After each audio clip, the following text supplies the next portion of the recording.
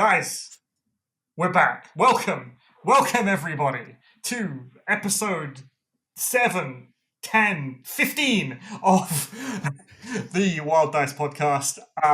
The best and greatest Warcry, the best and greatest Warcry podcast possibly on the planet. Now with 100% extra smugness, because I think we can safely say that we were right all along. The whole time. The whole time. The whole time. So today here we have, of course, Lord Phylax, Demetrios. Howdy. How you doing? I'm Off good. the guns. I'm very good. I am extremely good. And of course we have the ever wonderful War Games on Toast. Hello. I am the smuggest of them all because I predicted somehow by accident the exact day the FAQ would drop. Whoa. Smug Lord himself. I made a video a month prior, and then I conjured the FAQ with pure strength of will. Pure strength of will indeed. And you have me, Eitan, of Meta Musings. So guys, I guess we're gonna talk about something that happened in Warcry today. Indeed. The FAQ dropped like earlier this week? Last week? Last week. Like a week ago, right? And it is really good, but also really bad at the same time. Like the execution left a lot to be desired. The actual content's fantastic, I think. I think it's difficult to say that the content's bad, and people that do, I think, are being a bit silly. But the actual execution is dreadful. I think it's undeniable. The mistakes in this FAQ are a little bit too many, right? I so want to be so trying to find the word. Not inelegant. I want to be so nasty. I really want to. But the thing is, on retrospect, like for months, videos, comments, people seeming to, what always got me, really enjoy telling other people that their game is dead.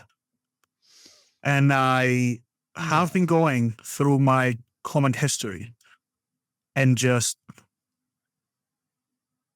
tagging, just replying. And you know what? I'm not doing it out of malice. I'm doing it out of the hope that the people that were the most against the idea of Warcry, like getting another FAQ, Warcry not being abandoned as a game, was just self-preservation because they loved the game so much that they had to get ahead of it. But we're here. We have an FAQ that has covered pretty much everything that's come out in the last however long it's been. Yeah, like everything up to the most recent of recent. We have our answer on whether the crossplay with Underworlds is gone. It is not. Although slightly different, it seems to be. And at the end, all I have to say is I am happy that both us and the naysayers have some new stuff to play with. I'm going to leave it there. Fuck the naysayers. Pieces of shit, a lot of months of shitting endlessly from a height on the community. Endless naysaying. Videos from parasites just poo-pooing the game out from all angles. Fuck them all. I'm not as nice as you. I mean, yeah. I mean, I get the frustration. I really do. But like, my issue is right that like, I try to keep the channel fairly positive, right? So I'll do a video that's fairly positive that highlights like Chaos Dwarfs are a really good sign for the game, and then a whole bunch of people comment saying that the game is fucking dead, and this is just like keeping the just basically a nothing gesture that Yeah, proves nothing. they designed Chaos Dwarves 3 years ago with everything else. so- Exactly. Mhm. And some of those same people are still poo-pooing the FAQ as like, they're just keeping a dead game alive. What we want is actual like product to buy, like actual Warcry product. That's not happening, and we know Yeah. this. This is just beating a dead horse at this point, right? Like, Mm. Yeah. come on now. No, that's one of my frustrations very much. So, I don't know if product is really what Warcry requires. And I know that we've had a discussion in the past about there are some communities that can only have the opportunity to play these games if there is an associated product with it. There is. It's called Underworld boxes. It's called Age of Sigmar boxes. Yeah. Like Warcry, as much as the Bespokes were very, and I know this is going to make a lot of people upset, and I don't really apologize, but I'm really happy the Bespokes are in the game. Most of the people I know, and I know this is, this isn't market research. Most of the people that I know didn't get into this game to play Iron Golems as much as they are good. And as much as I know exactly one person that did get into the game because of Iron Golems and continues to play Iron Golems pretty much nonstop. Shout out to Tommy. But they're nice. Bespokes are really nice. They would be even nicer if they were better. They seem to be moving towards that direction with all the buffs. But like list building, AOS, Underworld, that's the name of the game. And anyone who's like, oh, they should really like just take Compendium out and just leave the Bespokes. You won't have anyone to play with. You won't have any tournaments because I'll stop doing tournaments. And there's like 3 of us maybe doing tournaments in the UK. So be sensible. Yeah, I mean, I think quality control aside, and I'm sure we are going to talk about quality control at some point. I have my own ideas on that. I don't think it's nearly as bad as some people say, but we'll talk about that. I mean, I said this in my review of the thing that this is basically a kitchen sink update. Ooh, toast is big. This is basically a kitchen sink update. Everything and anything has gone in here.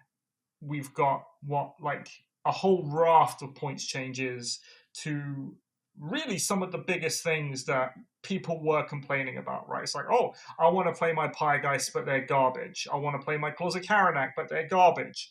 That's, as far as I'm concerned, that's been effectively sorted. Does this mean they're going to be top tier warbands? Probably not, but you can play with them. So that's good.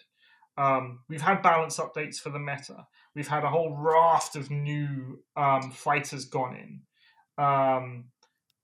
A bunch of weird changes that I thought would never actually happen, like stuff like the counter change. Right? I thought this would never happen because it's a Warcry core rule, so they're not going to change it, and they would do some other things. But that happened. And yeah, you're right. Some people are still complaining that, like, oh, this is a half-assed job, etc., etc. But yeah, I would rather take this than go another year without anything.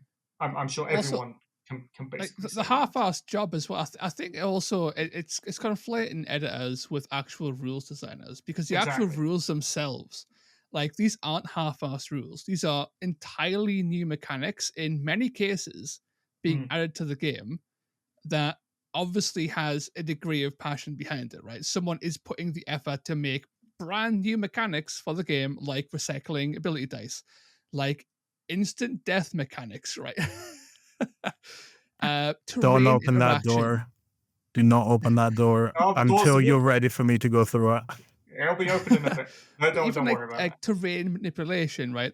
How new bodyguard rules, even though they've kind of balked that one a little bit, right? Like resurrecting Stormcast, but a whole new way to resurrect, actual summoning in Skaven, multiple new ways to teleport also in Skaven, right? These are creative stuff that have been made to spruce up the game, and they did a fantastic job at doing just that. And that's not including the points changes, right? And the changes to counter, there was a little bit of kickback on counter. I saw circulate in the community, and these people I think are just wrong, in my opinion, because the changes to counter open up so many factions to be more viable. So many models on like an individual level also become more viable just because counters changed, and it's going to have larger ramifications than people think, namely in people using their reactions more in different ways. And I saw this firsthand almost immediately playing Seraphon. With counter out of the picture, Seraphon players are using counter if they're on like 1 wound and try and get a bit of damage off, whatever. But if they've got any wounds on their profile, they will starborn. And when they starborn, they're surviving. And Seraphon are like living longer, right? The Tri cohort are popping off with their own reaction, and that's now disproportionately better than counter. It's ridiculous how good it is compared to counter. And that's good. People are using their own toys. And Tereko in particular, they have the joint buff of their wild dice mechanics. So they can even buff their counter with their newly found pool of wild dice they're generating en masse now. And I think, wow, that almost sounds like they've planned that in some way. Right? Kind of weird. I found it a lot more flavorful to be doing Corn Stew and Vengeful Spites when I played Corn and Sylvaneth, respectively. Yeah. And it gave it a much more different. It gave the game a much more different texture because you're playing with your own stuff. And I'd never realized or understood how much of the universal stuff is really woven into every warband. And Yeah. what it does is it kind of fills up space that shouldn't be filled. Like there are specific things that different warbands shouldn't be able to do. And then the universals just like kind of smooth that over. So well, all I'm saying is it was a lot nicer playing Khorne and Sylvaneth, not having to worry about that, especially when Sylvaneth are all T3. And throwing a bunch of dice. Yeah, it felt a lot more secure to go in and be doing attacks without, insta-killing myself, which was nice. Yeah. Well, I think following on from what Post said, right? So in the FAQ, they basically radically changed through points changes and ability updates 6 warbands. And then I've just counted it. They added 17 new units, either as single fighters or bladeborn. So this isn't the kind of thing. Yeah, this isn't the kind of thing that you can just basically do in your spare time, right? This takes time, and it takes a good chunk of dedication for someone to actually sit down and write these rules, people to come in and test them, to look at them, to say, all right, this is what we're going to do, send it off to the editors, neither here nor there, send it off to translation. It's a big chunk of time and effort and ultimately money on the part of Games Workshop for them to be dedicating to Warcry, when they could have just left it alone. Right? If what some people believe is true, and it's like, oh yeah, well, Warcry's basically done. They didn't have to do this. They could have just left it, but instead they're taking away resource that would otherwise basically be taken up writing Age of Sigmar 5, I guess. Writing this. Those army books don't write themselves. The rules don't write themselves. The testing doesn't happen by itself. The translation of all of that stuff doesn't happen by itself. Like, all of that is resource that would have gone towards Age of Sigmar product, but didn't go towards Age of Sigmar product. It went to this instead. So I think if there's ever a sign from Games Workshop saying, okay, yeah, we recognize that Warcry is alive and we're going to do some stuff, this is basically it. And they said so themselves in that article that they released alongside the FAQ, they said, okay, we have more stuff coming. And we know we do. We've got at least one new warband in Horns of Hashut. There's a bunch of Warhammer Underworlds that's going to be coming, that they said is going to be coming. There's more corn. There's huh? more corn. There's more. I mean, they're ugly, but It's the worst corn. Yeah, but they're coming. And that's the point. Which kind of But- leads me to the... Go on. I was just going to say, like, I'm looking at, the thing is, as much as I dislike the models, and chat, I dislike the models. Not just because of the silly faces, but like more so of the kind of dark horse, but slightly corn aesthetic. But I'm looking at all the new Underworld's warbands that they brought in, and I'm trying really hard not to call them Bladeborn. But they all have such wonderfully flavorful stuff. New abilities that we've never seen before. Very locked down things. They feel very good. They look very good. I'm really excited to see what they do with that, because Khorne is relatively straightforward with a couple of little tricks here and there.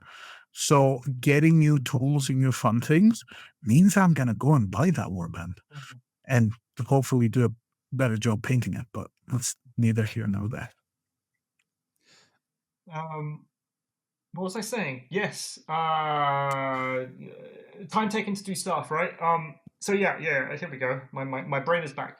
So yeah, what that all kind of tells me is that Games Workshop is not done with this game. Because if they're going to add those new Underworlds warbands, Underworlds warbands, let's call them that. It basically says that that's going to be alongside an FAQ errata, because that's basically how they've always done it. And if they're going to add Horns of Hashut, maybe they'll do it like Flesh Eater Courts. If we remember way back when, they just dropped Flesh Eater Courts on the world, a new version of it. Or maybe they'll do it like Dark Oath, and they'll push that into an errata or an FAQ, or maybe they'll do some combination of the two. So I don't think we're done, even after even after the Horns come. I think we're going to keep on going. No, mate, same. Like, you touched on it there. It's the fact that all this costs money, right? All this costs, whether it's sort of resource, right? So it's either actual money or it's people's time. And as far as I'm aware, the Age of Sigmar team encompasses all of Age of Sigmar. So that's Warcry, and that's also Underworlds. So the people working on Warcry are the same people who could be working on other projects that are more profitable, right? But they're still investing in this game with potentially, in this 1 year, another one or even two separate documents filled with new stuff specifically for Warcry, right? And if it's anything to go by, this current FAQ, in terms of the actual quality of the content provided, it's going to be pretty fucking good. Like, the last warband added to Warcry was Dark Oath. And Dark Oath are really cool. They have some pretty funky stuff in there. Like, I have maximum faith that Chaos Dwarfs are going to be pretty darn fucking funky, with whole new mechanics that we haven't seen before, because that's what they do, right? This isn't like stuff like the theory that the bespoke warbands were all planned and written out before Warcry even released is probably very true, right? And the theory that Black Talons, Dark Oath, the new Cities of Sigmar stuff, right? When they came out, all this stuff has been new stuff that's been made after the fact, after, like, more recently. Right? It's more recent content by people who are putting in a shit ton of effort to not make a Skaven True Blades version 2, right? So it's a good time. It's a really good time to be a Warcry fan, and I am over the moon with all this stuff. I've been in the lab list building all kinds of things, even like little weird things, right? Like Neve Black Talon. I've mentioned it 1,000 times. I don't know if people have noticed it yet, because I keep on putting it in Discord constantly. Oh, Neve Black Talon's really good now. To no response. Neve Black Talon has went from like killing herself every single game to being functionally immortal, right? Yeah.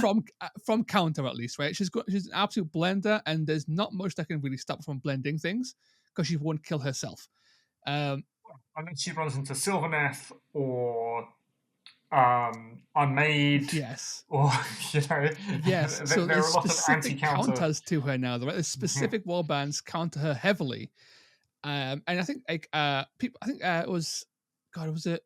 I forgot his name now on the Discord. A few people have been a bit sad over the Sylvaneth change. They got a very minor nerf in the homunculus being nerfed by 5 points. So now they don't have as much chaff. But to me, this really now pushes their Myrmidons a bit more, because they're the Myrmideshes, who are 4/3 2 4s or 3 5s with their ability, right? And they're like 105 points, 15 wounds, T5, I think, right? Yeah, really good profile. And now their low strength means they're not hitting very often still, but they're not being countered to death. So they're better. Right? Their chaff's worse, but now their mid-range is better. That's cool. That's a new way to build Slaanesh Head Knights, right? Apply this to everything. And so many things become way more playable. It's just so damn exciting. I'm repeating the same fucking point, but it's really fucking exciting. It is. And the thing is, like, there's ebbs and flows to this. And there's 2 points that you've both kind of touched and mentioned. The first one is, I've seen so many people, like, I wasn't in this game from the beginning, right? I got into it slightly before the last Tome of Champions. I bought that Tome of Champions, and then within 6 months, it was superseded by a new edition. But that's fine. I don't mind that, because the new edition was free. So, and the stuff in it is still useful. Not the point. The point is, there was a lot of things being brought up as like signals that the game is not doing well. Oh, look, all of the Warcry warbands have packaged into Age of Sigmar packaging. Yes, that's what happens 3 years in. That's what happened to the original 8-points warbands, except they were in double packs, sorry. So you were getting, for about £45, you were getting 2 copies of the warband. Insane value. I wish I'd gotten a few. And there's just a bunch of other things like that, where it's like things getting repackaged, or things changing, or things moving around the shop. And it's like, it's happened before, and the game didn't die, went into a new edition and brought out 30 warbands. It's not like, when you're looking to read everything as negative, you will. So ask, hey, what does this mean? Hey, Sylvaneth warbands and Underworld's warbands, Sylvaneth, the Warcry and Underworld stuff ending up in Spearhead boxes. Oh, does that mean that they only care about Spearhead? No, that means that they are full steam ahead on crossplay again, and they're putting everything in everything, because they know that if Spearhead doesn't hook you, and Spearhead doesn't hook anyone for very long, let's be honest, it doesn't have the list building. So, but if that doesn't hook you, then you have an Underworld's warband, you give that a shot. You have a Warcry warband, you give that a shot. So seeing that and going, saying it's negative for any game is incredibly short-sighted. But it ties into the other thing that people say all the time, which is the sales. Oh, well, they can't see Warcry sales directly, so they don't know how well the game is doing. And it's like, if a company the size of GW had that as its only measure of success, if the only way they could tell if AOS is doing well is only what AOS is selling, they didn't take anything else into account. They didn't take social media posts. They didn't take tournaments. They didn't take attendance. They didn't take Warhammer World attendance.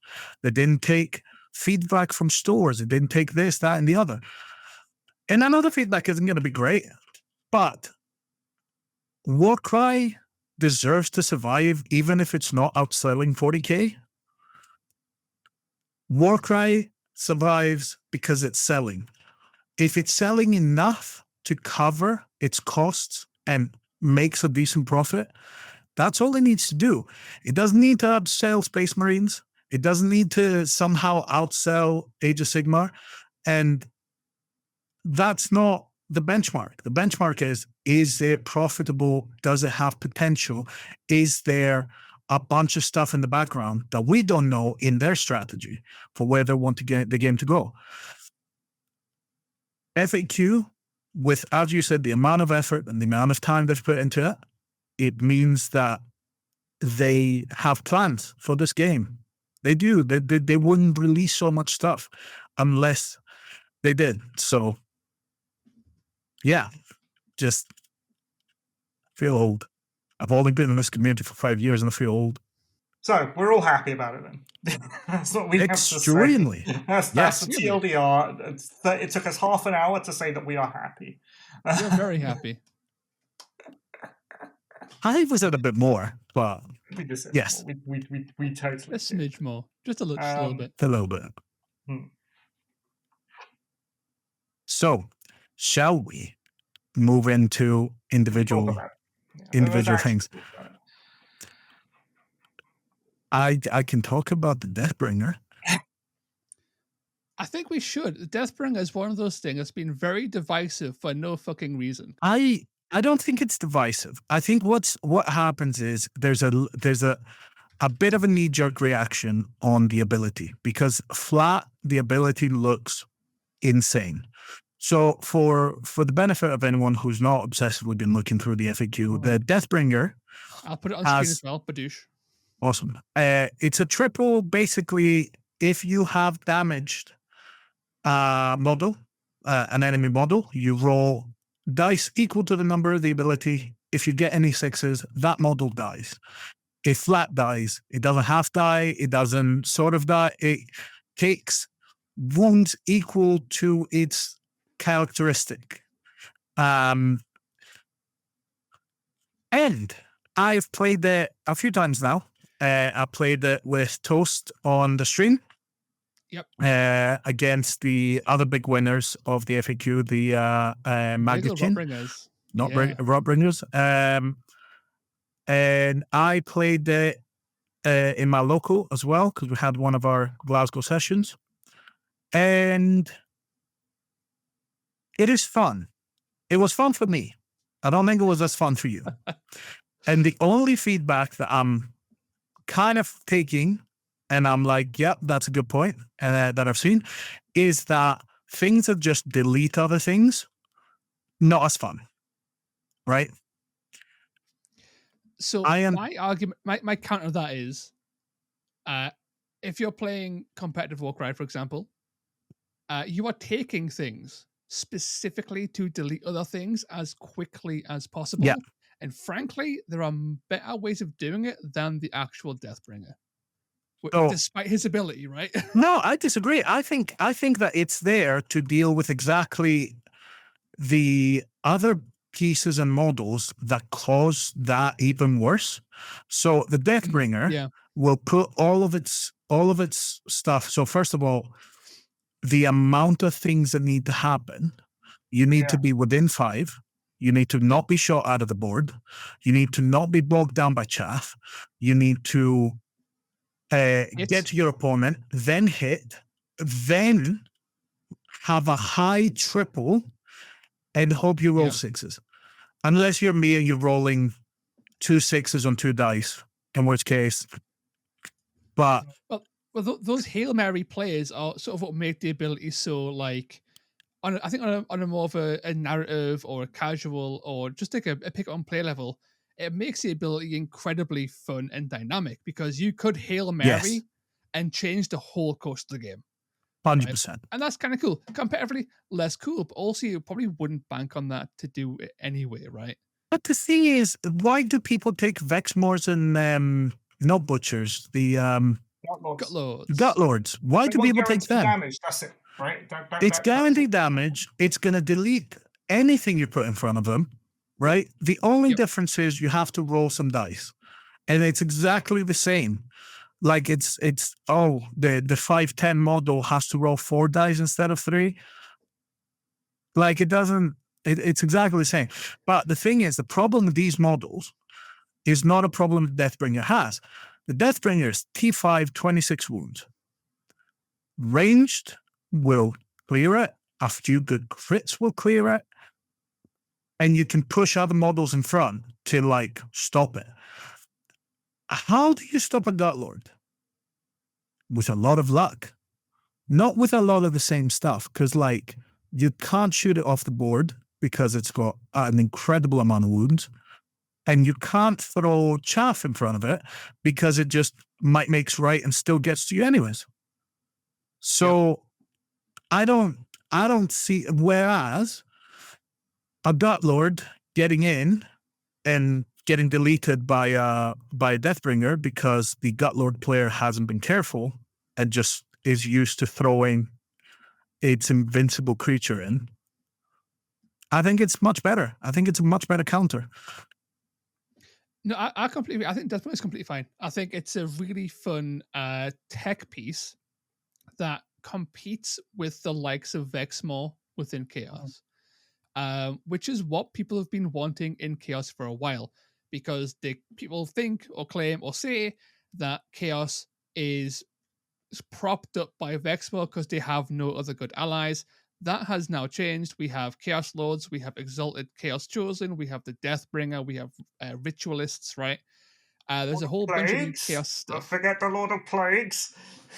The new Lord of Plagues as well, nice and cheap. These are new things you can ally in, and they expand the roster of Chaos beta allies.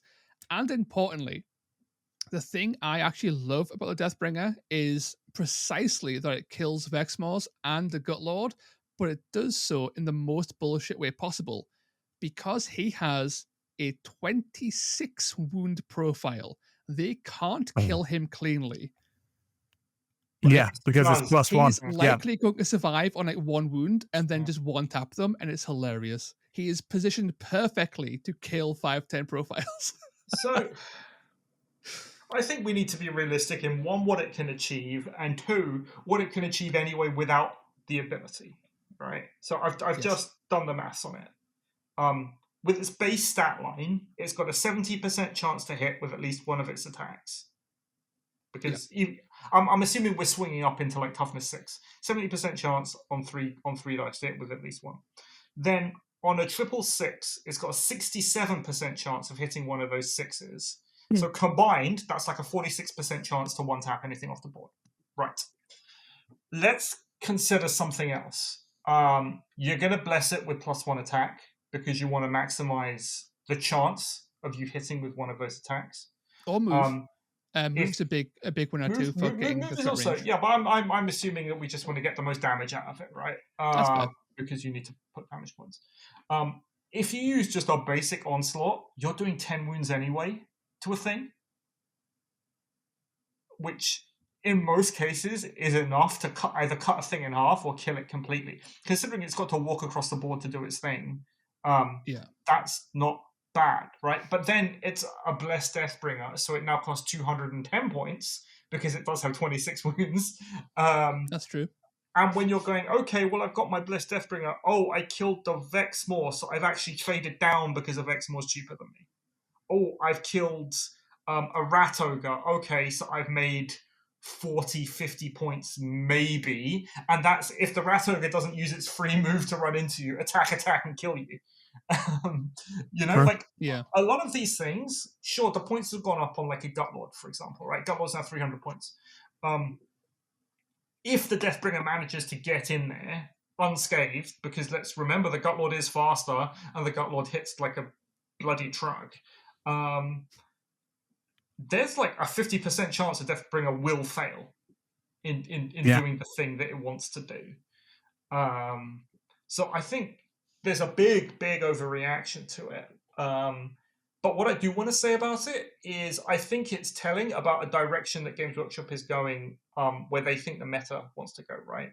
So in this patch, if you look at what's actually been released, there's been anti-Titan point hits, so like Gutlord, Vexmore, Rat Ogres, that kind of thing. There have been anti-Titan tools have been released in the Deathbringer. A lot of these chaos things with the big profile that you kind of need to brawl with the Titan have got cheaper. With like a whole bunch of other things. But then on top of that, they recognize that they can't let the game go too swarmy. So what they've also done at the same time is released a bunch of AoE anti-swarm tech. You've got like Riverblades who'll rip through them. You've got the new Sylvaneth, what are they called? A Twist Wield. Twist Wield, everyone on a double can basically do AoE damage. You've got Tick that can do AoE damage. There's like a whole bunch of anti-swarm tech. So yeah, the Deathbringer, it's great and all, but I think its position in the meta is kind of like Vexmore's position, but like Vexmore's position in the meta isn't what people think Vexmore's position was. People think his position is to just go in and smash the biggest thing and he'd win the game that way. His actual position is air raid denial, AoE control, board presence. And I think that's ultimately where the Deathbringer is going to situate itself. Because the threat of using the triple is going to be way more effective than that 1 in 3-4 games where it actually lands. But that's exactly the thing, isn't it? Because a big part of what you get from bringing a Gutlord, from bringing Rat Ogres, from bringing Vexmore is the board presence, is the fact that if Vexmore goes to a certain place, you have to either have a response or not go there. And having a piece that can do that kind of JoJo face-off of, oh, you're sending your Vexmore there? Well, I'm sending my Deathbringer there.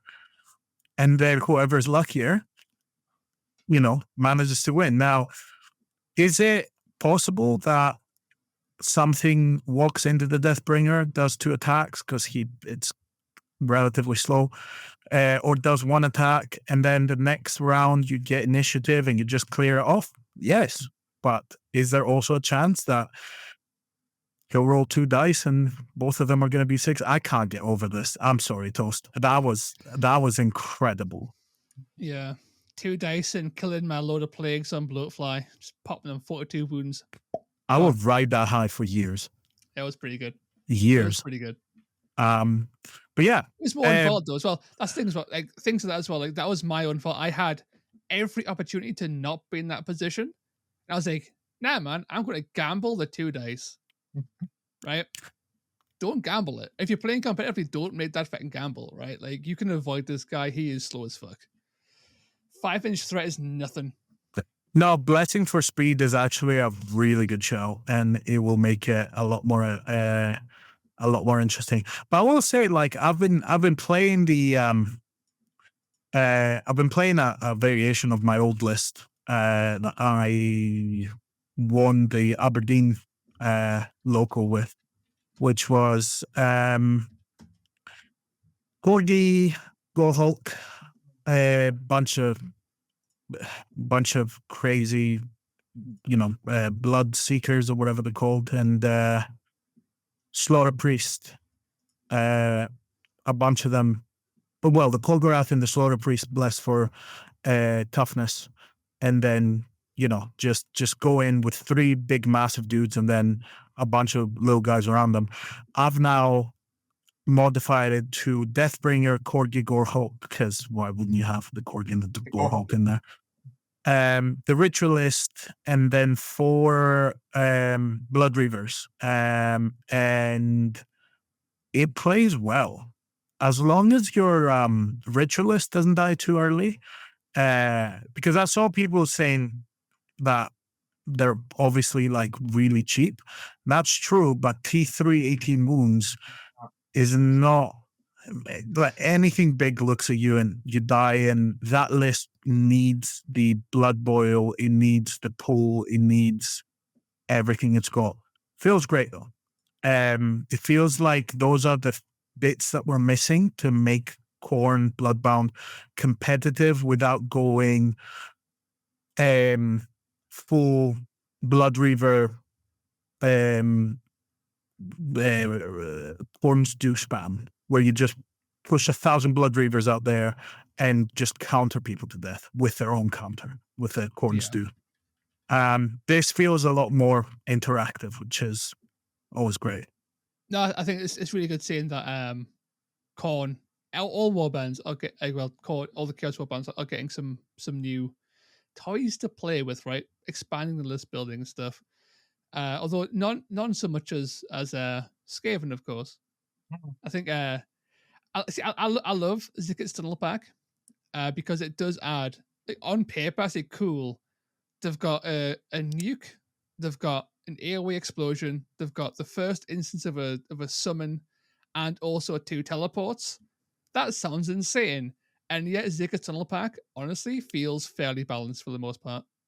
Despite all of that. That massive list of things, they're fine. Yeah, you read them and it's like their abilities are like fucking custom abilities that were written just for Skaven to do insane bullshit.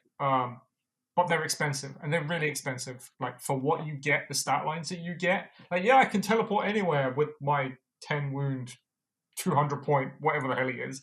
110? 8, you mean? 8, sorry, yeah, 8 wounds. 8 wounds. God, the most expensive 8 wound fighter in the world.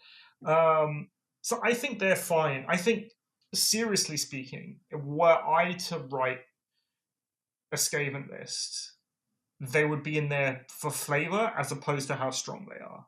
Right, and I'd only really take 2 of them. I take the Doom Wheel and I take the Bomb Rat.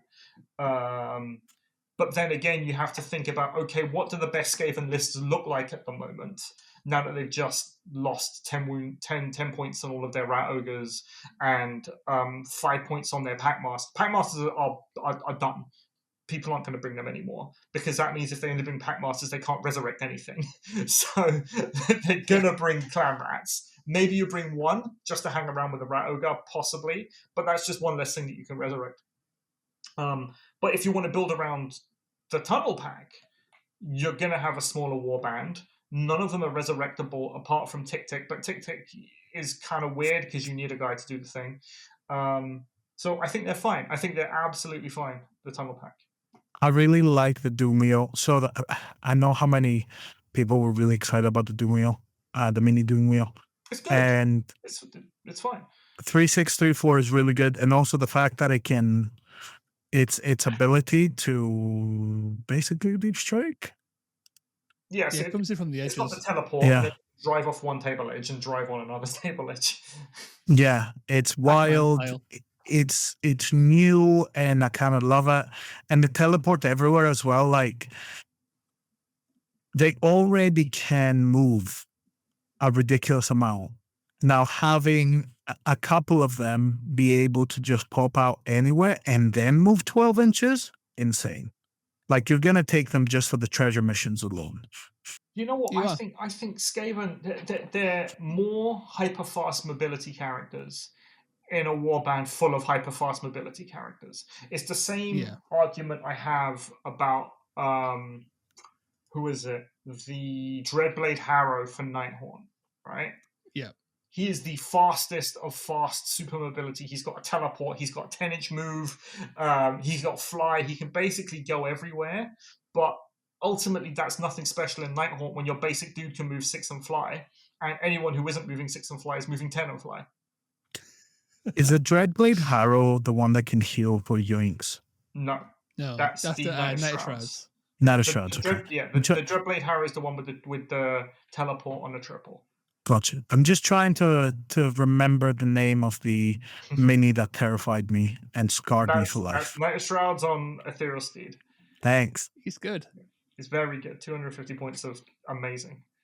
But yeah, so that's why, right? I think when you break down all the abilities, the Tunnel Pack basically does what Skaven does already. So that's why I think they're like a side grade, and I think they're fine. Small options, definitely. Yes. Yeah. The nice thing is, if you have it, you can play them, and you won't feel bad about it, which I guess is the point. Yeah, but I would say they're good enough that I would go and get them because of the Doom Wheel, because of the fun of like the exploding rat and all of that. Like it is what we would want if they did bring out new stuff. You'd want it to be at this power level where it's good, fun, new, exciting, not completely like out of the power curve, not completely out of expectation for the faction and what it does. Yeah. But yeah, what about you, Toast? You got any particular favorites from what's come out?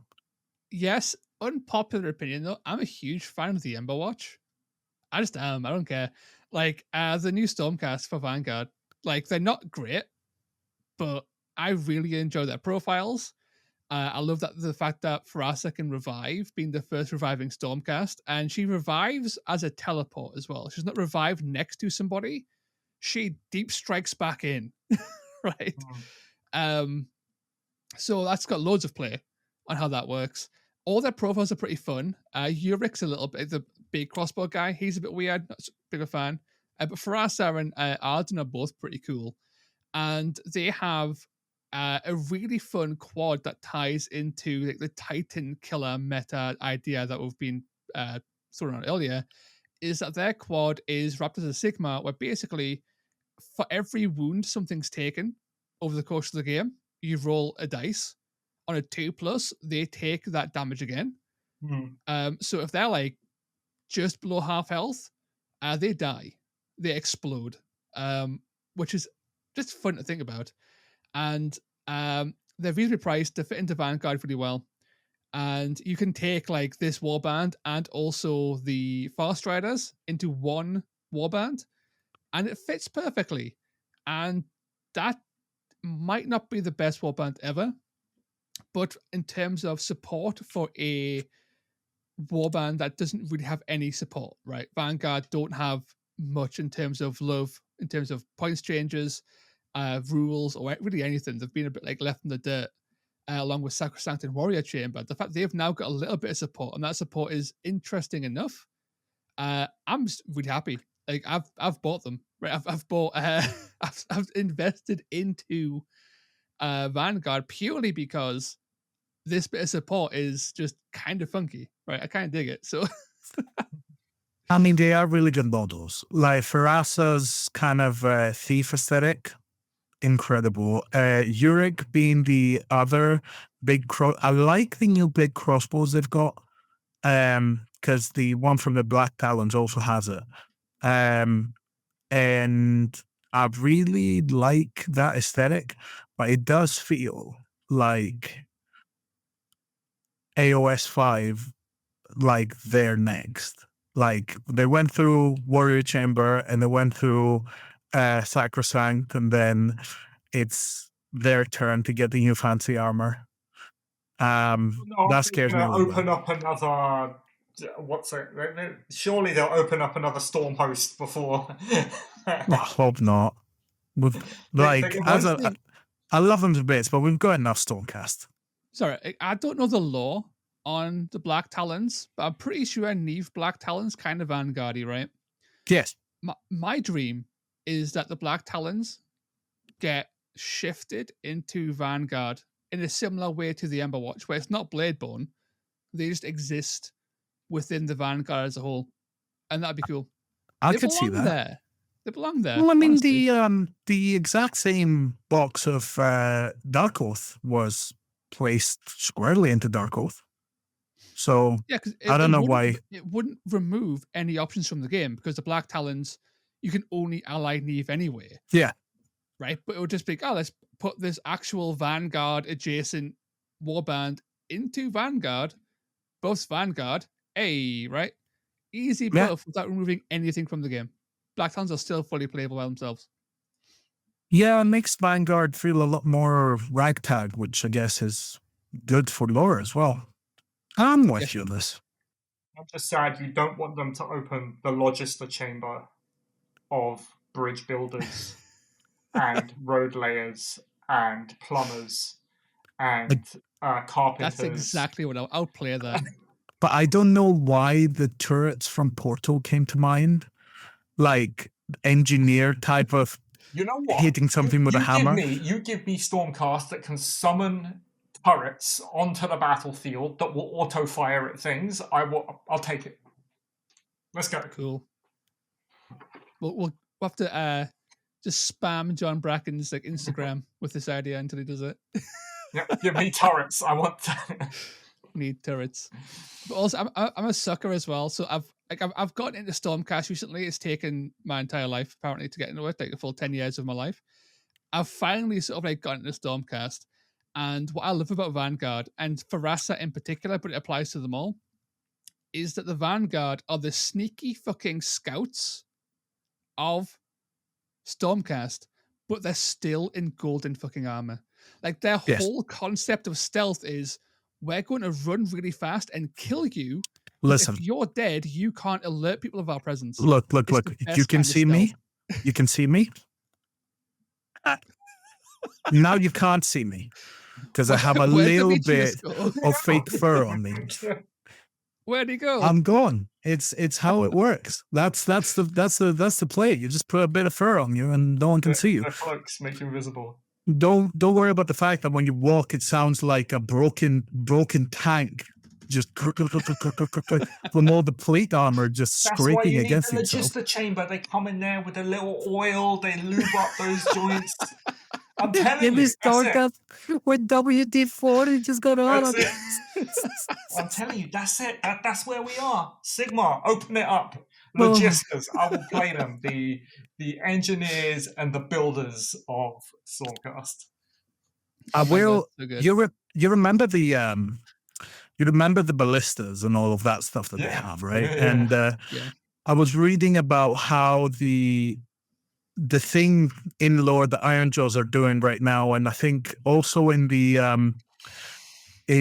narrative, the Animosity campaigns are running a narrative where the orcs are basically trying to break into Azir. I think in the Animosity narrative they have, and I think in the actual lore it's going that way as well.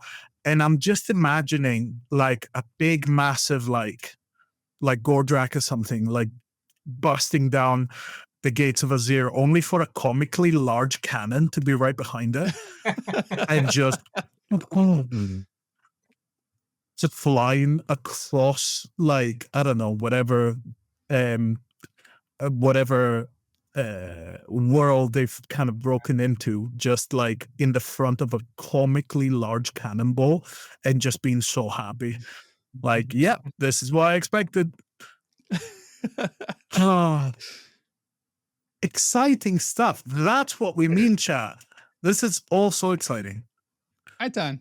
What is your favorite edition? We're rattling through them. Okay, so my favorite. All right, so my favorite one, and the way I thought it worked versus the way it actually works, is what's his face? The Falconer, High Falconer Felgryn. Is that his name? Yes. So it was a big letdown.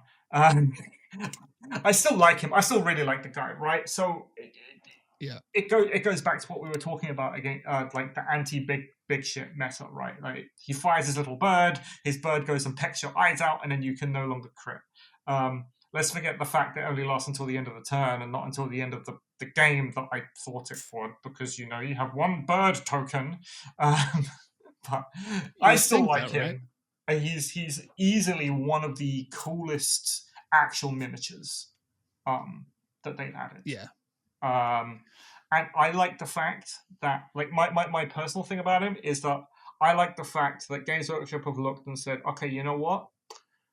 Yeah, he's a named character. We don't normally do this, but I can see him leading a Warcry warband. Like, this is the scale that he should be in, right? And I reckon you've got a whole bunch of, all those like minor hero level, just like little chuds that may have got mentioned in the background somewhere. Having someone like Felgryn in Warcry, where you can properly theme a warband around him, right? You could take 3 Felbats. You could take, is it the Grimwatch that have the bat ghoul, who isn't bad? The Grimwatch also has a cloud of bats, if I remember. Like, you can properly theme a warband around him, and it will look amazing. the Grimwatch has Duke's Harriers, and then Skinnakin has Yes, the that Karn Skier. Skier. Oh, yes. oh goodness. What you don't like the Karn Skier? I am looking up to see the full model. Oh, that's worse. I Oh, that's love the so Karn. much worse. It's gonna be great. Oh, It buddy. really will be. Like, I like that. I love it as well. Like, you could take like crypt flares as well, like as your Yeah. big guy. Like, there's all kinds of really cool like bat themed things. Like, I completely agree. He's such an interesting inclusion. He's also completely unique. Yes. I think there's never been a named model added by themselves. Yeah. Like, ever. Which Yeah. opens That the isn't door. like some kind of super special model, like I don't know, the White Dwarf or something stupid. Yeah. So it opens the door a little bit, like I said, for like really cool little chuds who have this like a theme that they can just push in a completely natural way, right? Like they didn't have to like, group him with a Bladeborn warband to make him like usable. Nah, man, like take this, and then people can independently have these really cool thematic lists. They do need to fix them. Like Yes. I am 100% sure he shouldn't be able to teleport, but I will take it. the teleport is wild. You can teleport with He can teleport. He gets wings of with Duke's Shaiish Harriers. because thingy has it. The That's Lord wild. has it. That is wild. You can teleport with the Karn Skier and also with Duke Harriers. So it's thematic. You can teleport with his little bat dudes. He's amazing. He's just a cool little guy, and it further reinforces Flesh Eater Courts. Like my thing about Flesh Eaters always has been Felbats. that. Sorry, I just remembered it was Felbats. They're thralls that can take them as well. There we go. But no, my thing about Flesh Eaters has always been that they have so many really cool, like little techie pieces. Like in that 130 to 150 points range, they got like the Judge, they got the Bone Zone, they got this guy now. They got so much just weird things that you could take as allies. With all sorts of interesting abilities, that I kind of love them. I may have to do it. I don't know how good it's going to be. I just saw that the Decapitator is 2545. That's wild. Yes. Yeah, he's wonderful. Yeah. Okay. All right. You're talking me into He's this. a bit squishy. He's got range 2 as well, right? Give him +1 attack, and he's just going to go around just bopping things. Like He's a what's it? He's a slightly worse Knight of Shrouds. Not Knight of Shrouds. What is he? You know who I'm talking about. I was going to say slightly better Gorath, but that's Wielder of the probably... Blade. Wielder of the Blade is the word I'm looking for. Yeah. He's got one less script than the Wielder of the Blade. I once blessed the leader of the Dark Oath Savagers. And I put him up with the one with the axe, and I put him up to 4/5. And the first attack action was fantastic. I think it was 4/5. Great profile. Rolled my dice, got my kill, blessed him for attacks or strength, and then immediately died because he's T4 20 boosts. So I'm expecting this to be very similar. But I just wanted to point out that seeing the creature that Gil inflicted on me, the Karn Skier. So that looks like something in between a regular ghoul and either a Varg Skier because of the name, or the other proper big massive things with the wings, the Vargeist. Yes. And I'm enjoying how this is the second. If I had a penny for every time we have like all 3 versions like Pokemon, because it's the same with the Gorehulk and the Korgorath, I would have 2 pennies, which isn't a lot, but it's weird that's happened twice. And I'm more than 1 penny. I'm willing to bet people in the chat will be like, oh, there's also these 3 models that are in the same kind of like chronological progression of their whatever transformation they're going under. And you know what else? The interesting thing about it's just come to mind, because counter's gone down in in stats. Baffling Parley becomes better. Oh,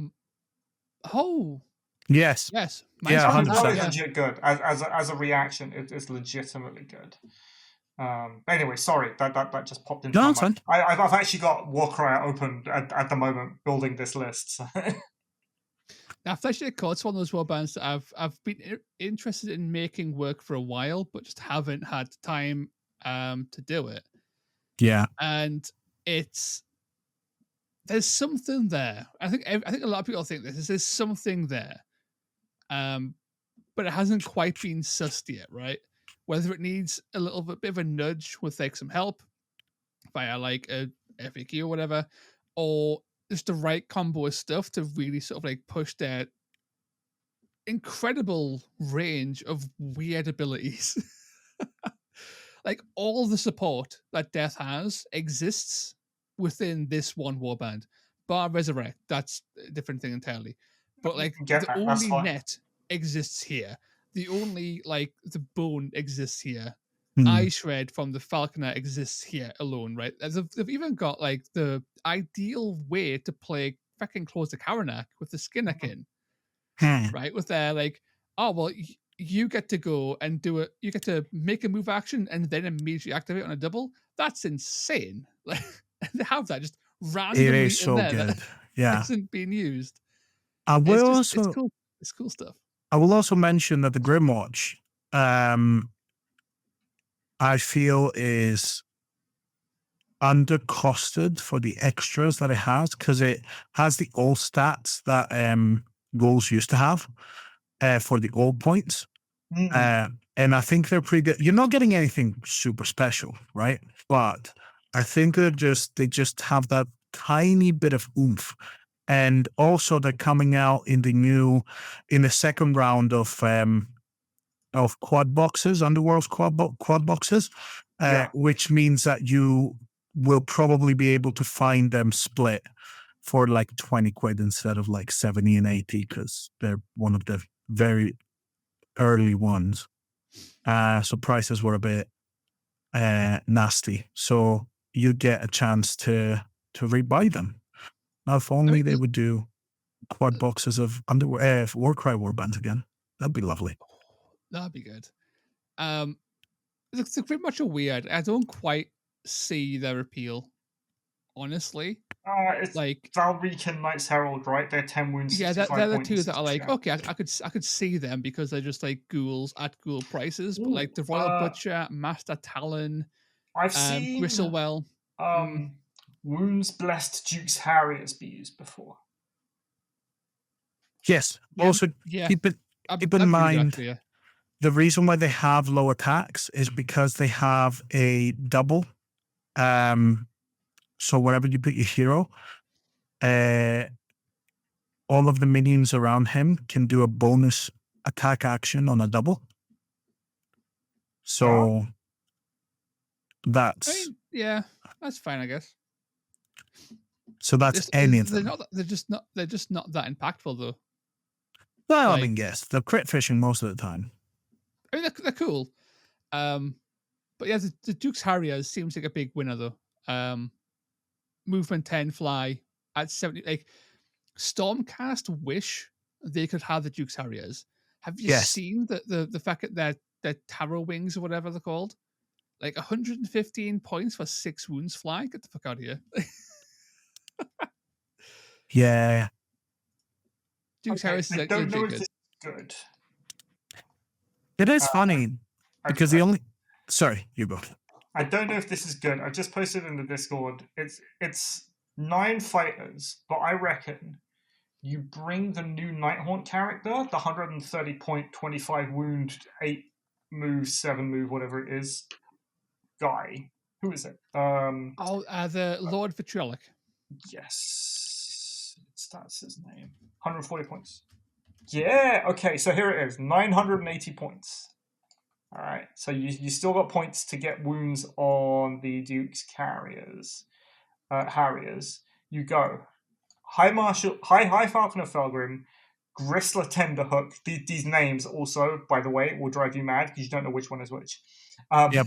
The Karnskir, Young Master Kretch, the Duke's Harriers, Flint's Master Pudrig, the Knight's Herald, Cedric the Chain, Grandmaster Flash. Yeah. Valric the Tracker. It's a deep cut. And a Lord Vitriolic is 10 fighters, 980 points. It's so far, like the amount of extra move actions you get is kind of wild because you got the entirety of the Gristle Court, whatever the fuck they're called, in there. Felgryn can teleport everything except for Gristler and the Lord Vitriolic, so he can basically teleport people places. He can peck the eyes out of people. Come on, Games Workshop, make it last the entire game. Where are your balls? You've got. I think it's intended to do that. Surely, I think it is intended to do that. Yeah.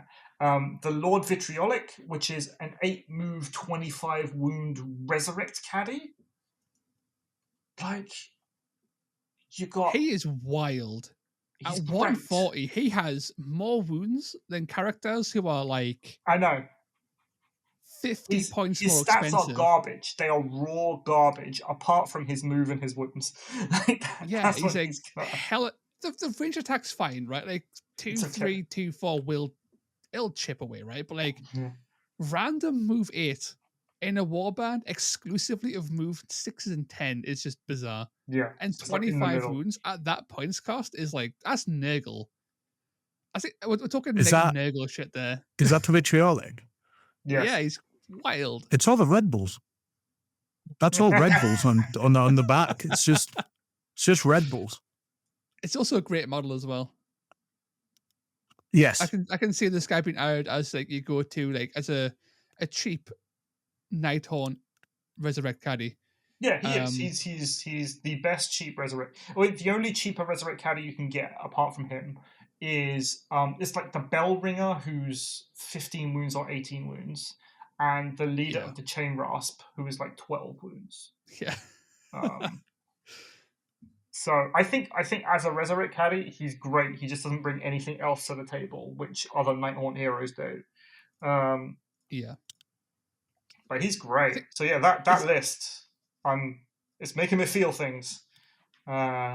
Is it good? I don't know, but it's 10 fighters with a ton of bonus activations, so I can work with that. Definitely. That does look interesting. Speaking of like absolutely wild names as well. Yes. Nurgle Daemons, I think. Oh, your favorite. Oh my god, honestly, I absolutely love them. Their names are hilarious, but Squat in particular is like my favorite model in the whole game for both its theme, the model itself.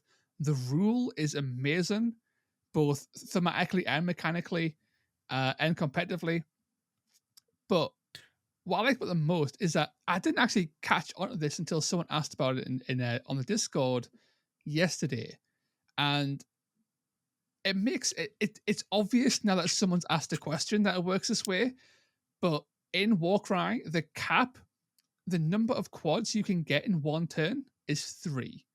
Right, you can't go higher than it's 3, 2 quads. Yeah, quads. You get 2 quads in one turn, right? Yeah. 3 with battle traits. So, for example, the Unmade can get a 3rd one, right? On the same turn because they have a battle trait generates a quad. Right? Ah, okay, cool. Yeah. Right. So the cap is 3. Is it as well if your Dark Oath favored die, they give you a quad? Yeah. Quad 1. So generally it's 2 if you're very lucky, 3 if you're playing a very specific warband. Not anymore. So with the Nurgle guys, their new ability called Growing Infections, if you used a quad 6 on a double, it would give you the quad 6 back.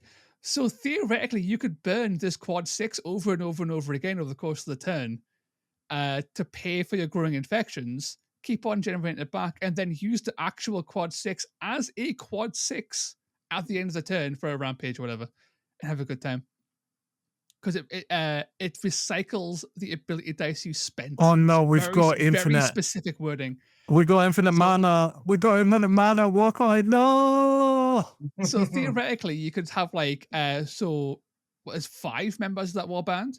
You could have 6 quads pop off in one turn.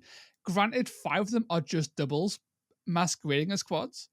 Sure. But if you wanted to be an absolute little like tour rag, you could totally do that, and I recommend it. And I love that in theory. It's a lot of fun. But also, the actual grandfather's gardeners are amazing. I think just if you're playing Nurgle Daemons, you just take them. You do. Maybe not all of totally them, do. but you always take it back at your Stroog. You take Slunge, probably Squat, and if you're I being think a you bit, take Squat bit anyway, spicy, right? Just because like he's funny. yeah.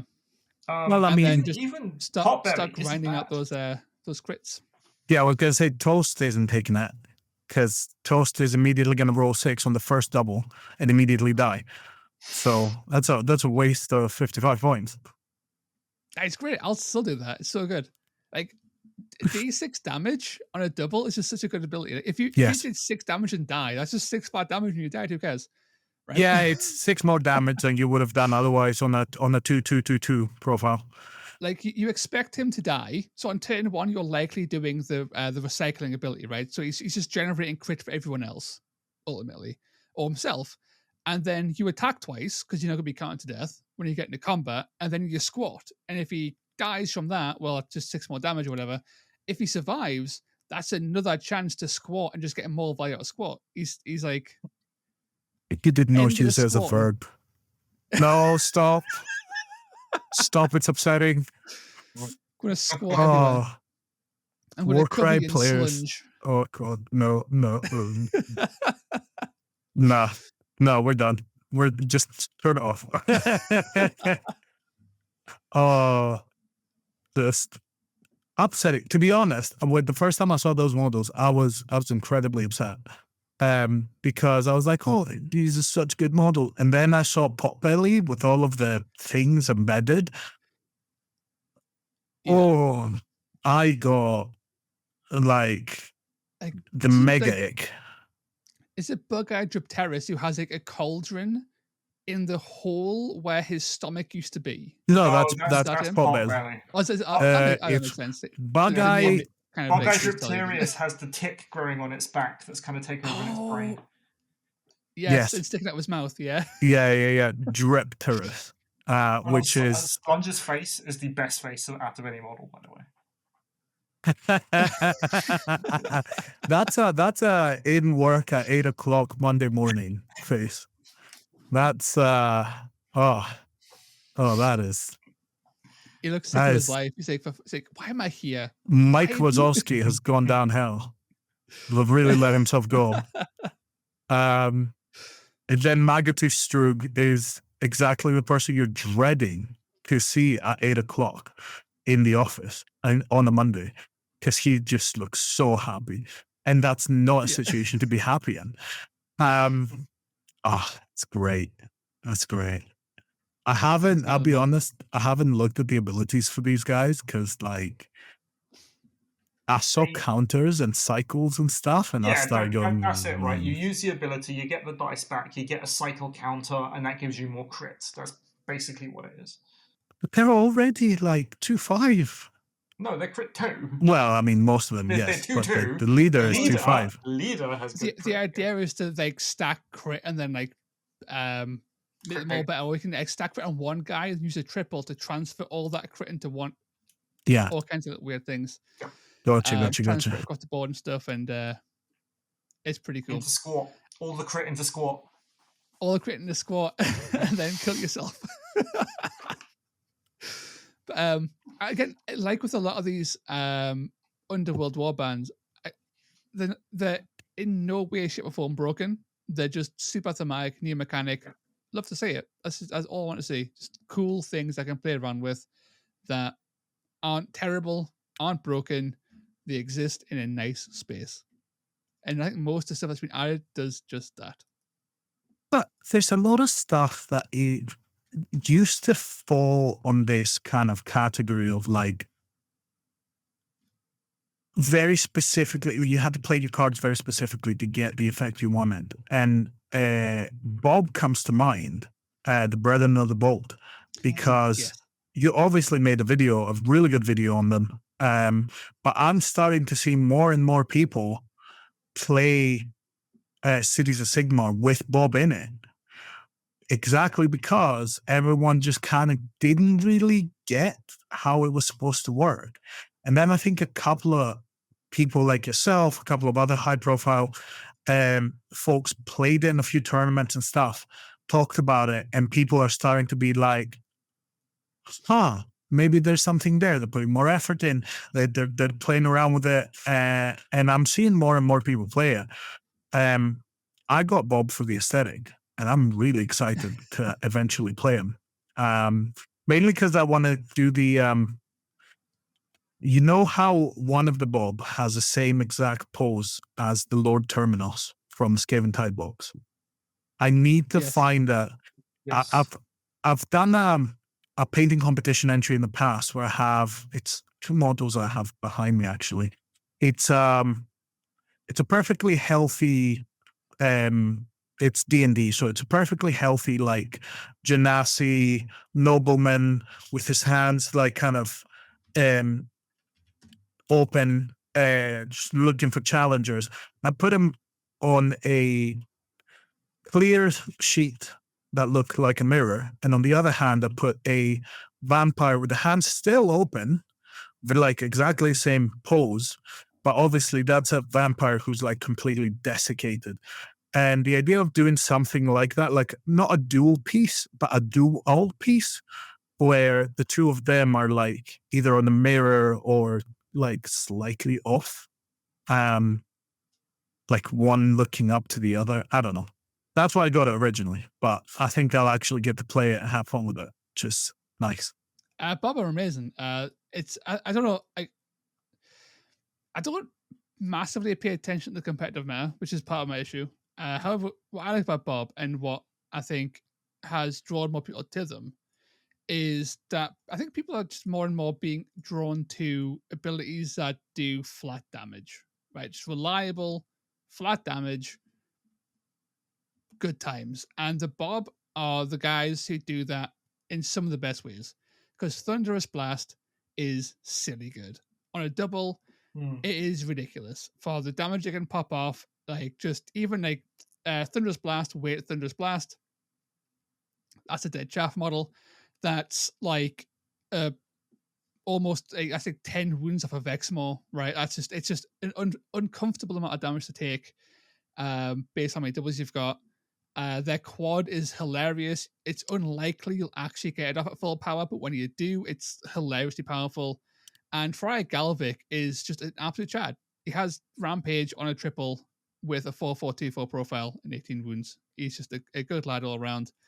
And they're super solid. And also, I think why they've been taken more specifically within the Sigma Castite hosts is because that warband's fucking boring.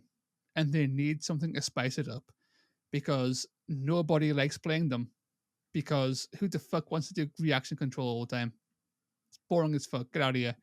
Breath of the Bolt actually gave Castlight hosts a way to actively play the game. What? Who would have thought actively playing the game is actually going to be fun? Wild. I know, right? I think so. I have said in the past I really like their design, and I really like their design because they do have the thematic look of a bunch of desperate, very well armored people closing ranks and then shooting through the gaps. Yes. The problem is this works on Age of Sigmar when you have a system of I go, you go, I set up my castle, you try to get in. They can't do that on the skirmish game. Like, it's not as easy to put your defenses down when your opponent can just go straight after your next piece. Their bonus move is good for getting things moving up and like Yes. getting them in the position. But like, you can't set up your castle without someone walking in, especially when you have like flying pieces, teleporting pieces, all of this kind of stuff. They also just stuff like I don't think reaction controls the way people actually play them anymore, because I think it does fail. Because I was the rage from the reaction's so powerful, of course, reaction controls are where you're going to go. And then people quickly found out that how you beat reaction control is you just kill the thing that just fucking went. Yep. And then they can never react, and then you just chain kill them in that exact order, and then they lose. And oops.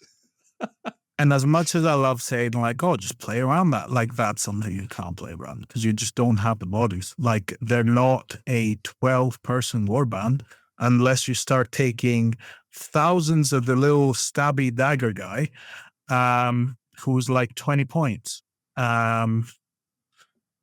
Although I keep looking at the flagellants, and I did get a bunch of flagellants a while back. Like, I found a good deal on eBay, I think. And I'm always like, 60 points, 10 wounds, move 4, 4-3, 1-3. Not bad. Not bad, but they have 0 rune marks. My favorite Castellate Horse Warband I've ever seen, and I had the joys of playing against it. It was all flagellants with a soul shepherd. So that is whenever you roll dice equal to the amount of dead things or wounded things you have, and generate a shit ton of wild dice, right? But he also took the Fire Slayer +1 damage when things die bubble down. Yes. Yeah, and yeah. had this warband of just suicidal flagellants running forward, generating endless dice. As they died, they all got stronger. It was a wonderfully thematic warband that I just it lost horribly. Fair. It well, fell I was apart going to say, immediately. But thematically, it was well, it's really one of these cool. things. What are you going to do with it? You know, like, yes, all right, you've got all of these wild dice. What are you going to do with them? Yeah, it's sad.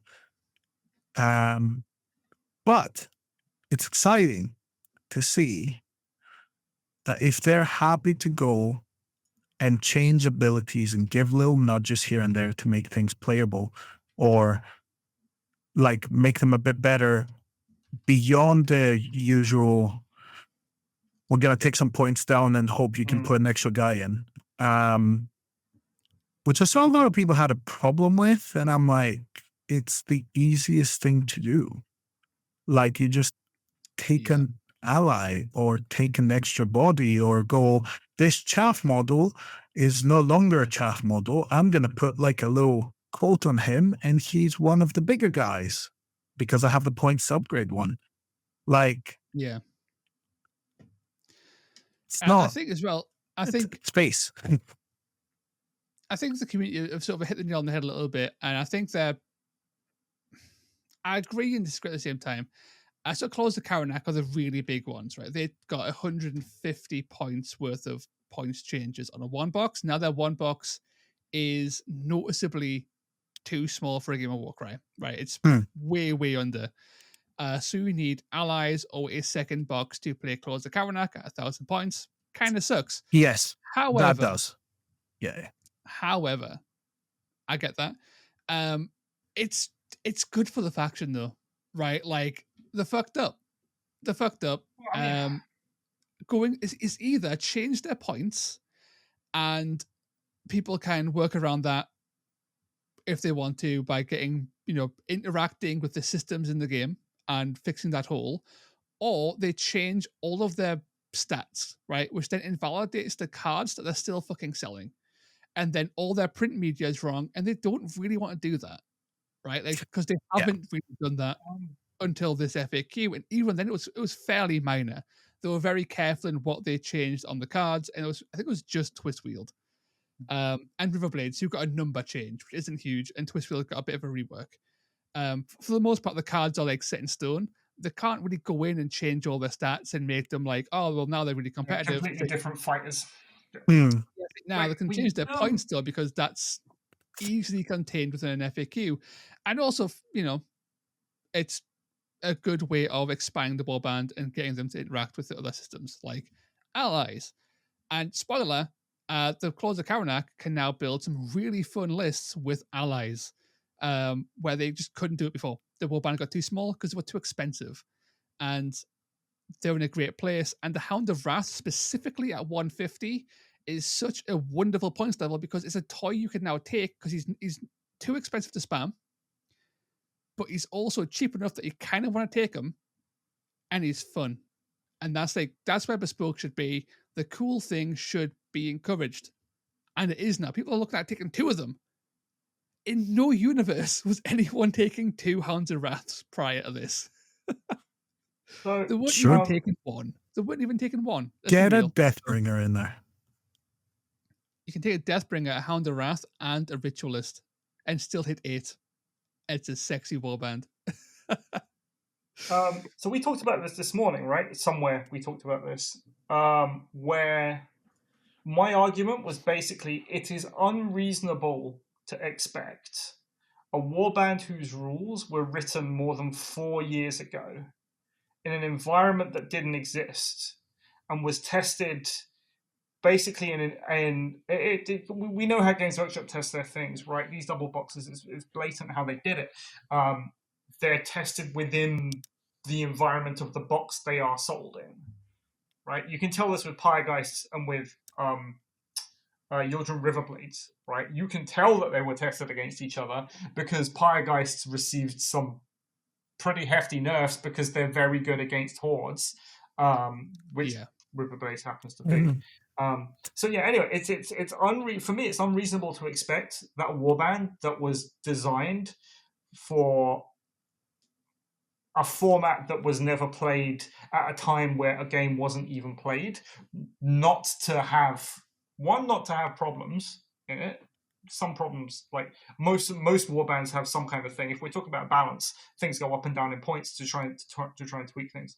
And 2, to have been I get it. They are one of the worst warbands in the game. They were one of the worst warbands in the game. But if you want Games Workshop to do something, it is going to be via points. And you just have to accept that your box isn't going to add up anymore. Now, if you still want to play, if you don't care about that, and there are a lot of people that just play one box bespoke warband formats, like that's fine. You can still do that. No one's saying you don't have to do that. No one's saying you have to play with these points updates, period. But I think to come and say, oh yeah, so I picked up my box of Claws of Karanak. It sucks now that they're not a full 1,000 point warband. What you should be saying is, it's great now I have space to bring in other stuff. And I never understood that argument that, now these boxes don't add up to 1,000 points. Yeah, they don't add up to 1,000 points. You had to tweak them. Like, that's just the way it is. Even if you did nothing, I don't think it's reasonable to expect every single warband to be perfectly balanced from day one, like on landing, because we know that rules are written like that. Especially sure, not the bespokes at least, right? Like the modern stuff, probably. But modern stuff I actually think is fine. Like if you look at Dark Oath, I think they nailed Dark Oath where they landed. They're not tip top of the meta, but they are solidly middle of the pack, which is where you want the power level to be of all of this stuff. Iron Jaws have had arguably very small tweaks in this, but that's more to do with Iron Jaws being taken as Umesen allies than anything to do with Iron Jaws internally. I keep on saying they're very, very strong, but I don't say that they're the best warband in the game. I think they're a gatekeeper for a lot of the B tier warbands, but I don't necessarily think they're going to go up to like S tier, for example. So I think that's also a success, and that's a modern warband. Ruination Chamber, they've had amazing success recently in very specific builds where you take like a bunch of Ruination dudes and a bunch of crows, but for the most part, Ruination Chamber are there. They are like, they're strong, but they're not. We're not talking about an S tier warband here because they have actual weaknesses to them. So, yeah, I think like I've completely missed the point that I was trying to make. Bespokes, that's right. Yeah. So yeah, with bespoke warbands, where you're basically tied to whatever's in the box, and you have to kind of fit the points and the models and the rules around whatever the design team have designed. Because let's also not forget how bespoke warbands are designed. The design team will design some models. This is what's going to go in the box. Then that's handed over to the rules team, and then they'll say, okay, it's a 10-man warband, so each guy is going to be around about, I don't know, 70 points. Maybe we'll have 150 to 200 point leader, that kind of thing. Yeah. And there are limits in the points that there are limits in how strong you can make the abilities and the stats because of what's in the box. And that was kind of a problem with Claws of Karanak. They only have so many fighters in the box, so they have to cost a certain amount of points. So things are lacking in other places, right? Yeah. That was my ramble. No, I mean, it's correct. There was a point somewhere in there. No, I think you're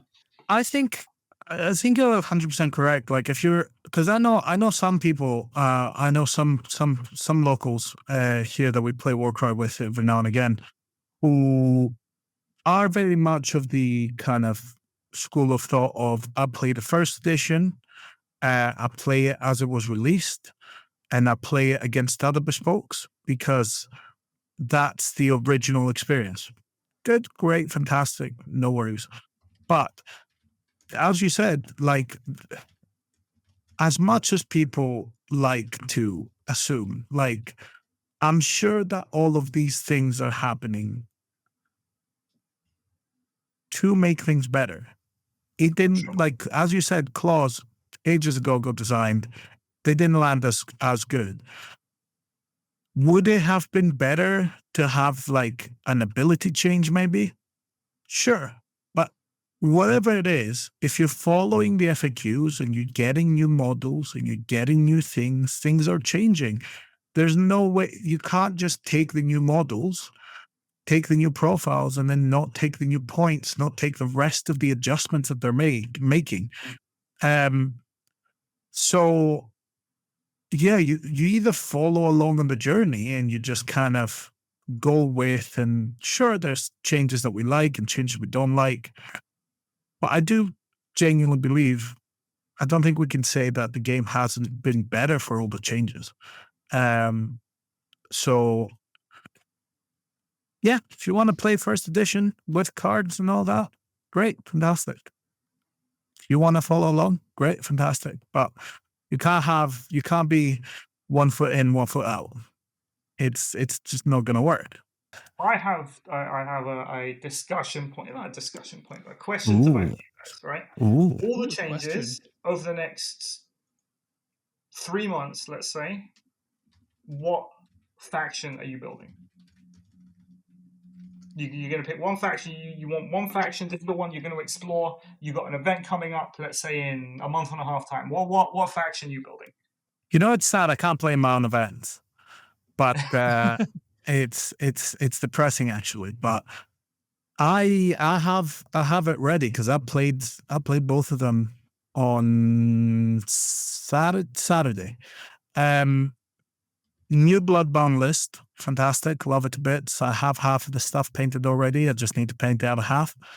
And I'm going to batch paint it so I can clear my core backlog. The other one that I've been finding, I never thought I would like it, because I'm an elite high toughness warband player. I play Iron Jaws, I play Stormcast, I play Half Corn, if I can help it. Sylvaneth have been so pleasant to play with their Underworld warband that has some really heavy hitters in it.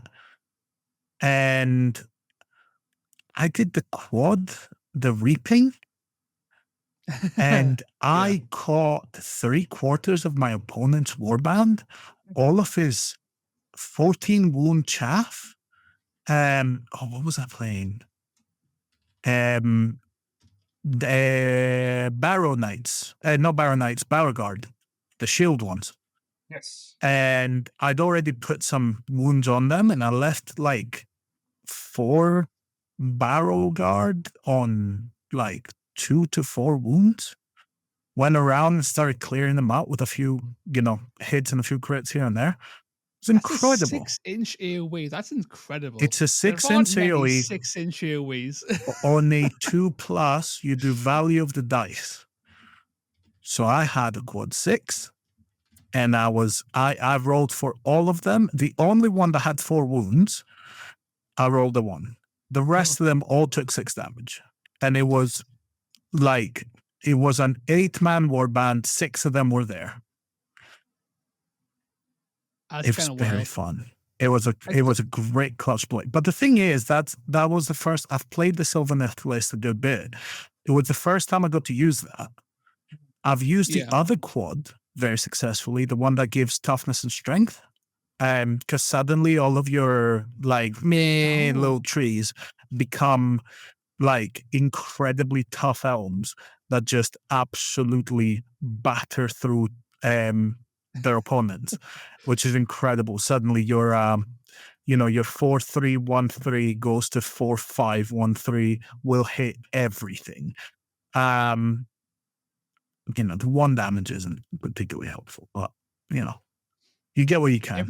Every little helps, man. Especially when it's a 6-inch bubble, right? So it's like your whole warbands that could hit most of your warband. They're all then hitting things, right? So 100%. And also Sylvaneth are great. They're such a fantastic warband with loads of options in play, and the Bladeborn are especially quite spicy.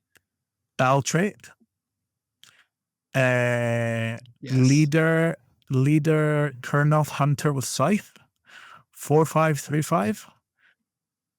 You start fighting in one part of the map, and then when your opponent commits all of their big things and they try to chase you and they try to chop down that redwood, those 32 wounds, you then just go and you go across the map and you kill a bunch of other things, and it is wonderful.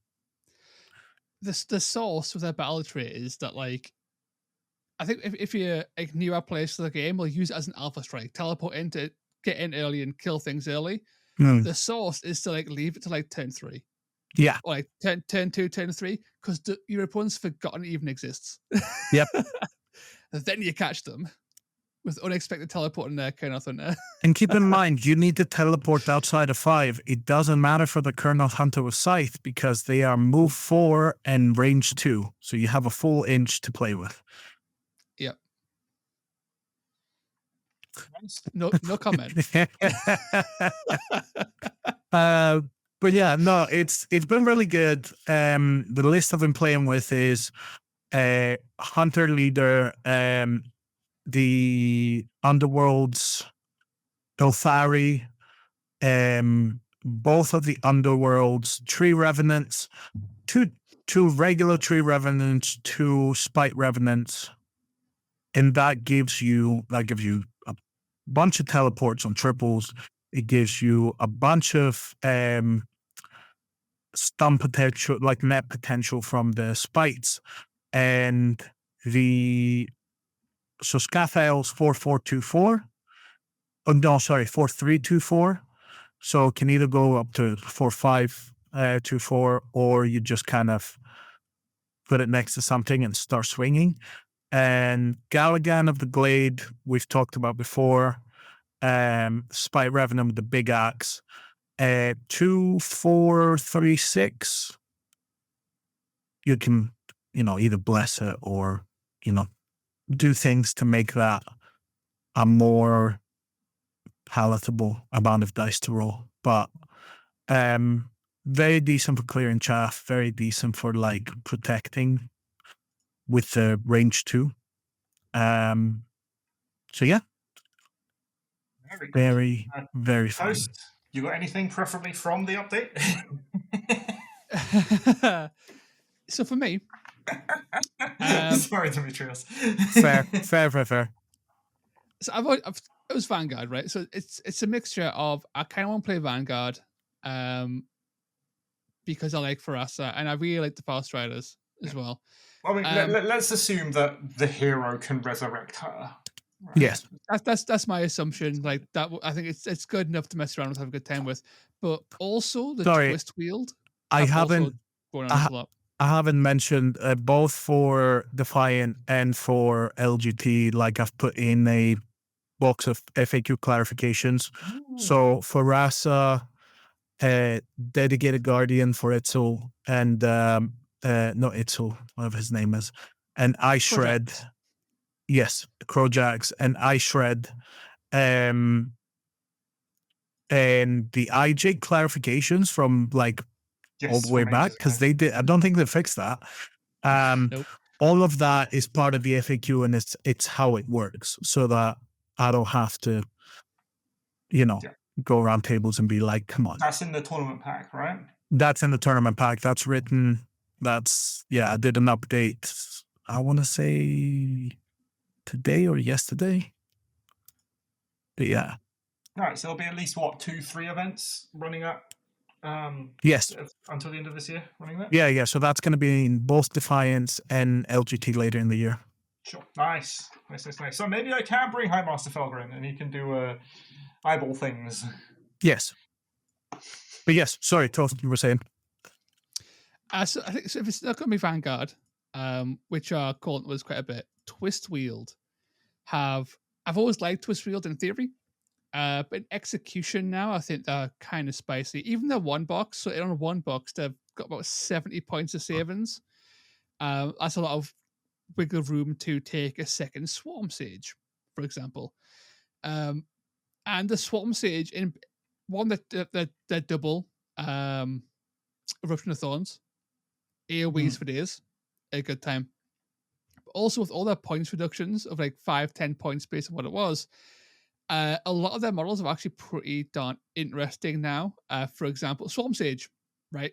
Amazing model. 4425 range 3 is a really good profile. She's got 22 wounds, which is unusually high, right? It's just it's got to dodge all kinds of things like Vexmors. And then she's got a strength for range attack, Wizard Bolt, right? Which is just such a complete package for 180. It's unreal. Throw in Explosion. Throw in the fact that she has Dark Pact with no downsides. Throw in she's also a Brewgate in addition, right? But a super powered Brewgate who could give you +6 attacks, right? On one guy of your choice. Like, the Swarm Sage is wild. Always loved her. I can take 2 now. But also, even they've got the 3-5-3-4 Halberd out of range 2. They've got the 4-4-2-4 toughness 5 shield spear guy. I'm a huge fan of the Harvest upgrade. I don't like the Briarlash, the 3-5-2-3 whip. I don't like that at all. The Harvest upgrade I'm a huge fan of though. 4-4-2-5 on a 5, and you can turn all your crits on a 5+. So give it +1 crit. 4-4-2-6 crits on a 5+. Thing just blends, right? I don't know. I like their profiles. I like their stats. Their abilities seem quite fun. Their quad is dreadful. I don't quite understand it as to why this exists as a quad, but it does. And I like their battle trait. So it's a battle trait where if you basically you roll a dice on a 2+, you take 1 damage. If you survive, do D3 damage back to an enemy. So with all their weird AoE damage and all the other little stuff, you can then at the end of the turn go, man, you're not dead. Now you are. Right? It's that little assurance that things are going to die on 1 wound when you want to. And plus their reaction is sort of like a weird counter adjacent thing that kind of works quite nicely as well. Similar to Corns do, where you do like 2 damage on a certain roll or whatever. I like them a lot. I think that if swarms come in, with elves coming, with elves being a bit more, Riverblades being buffed, we have elves in general being soft buffed by the counter changes. Swarms always kind of like being there a little bit. I think that the Twist Wield are going to be a fun time just to operate in that little space. If you can And get the them, points changes definitely help them you can get them because to they're like a little bit too 8, expensive. I think they'll be in a decent spot. Yeah. So you can definitely take. I think that you still can't really get under like over 8.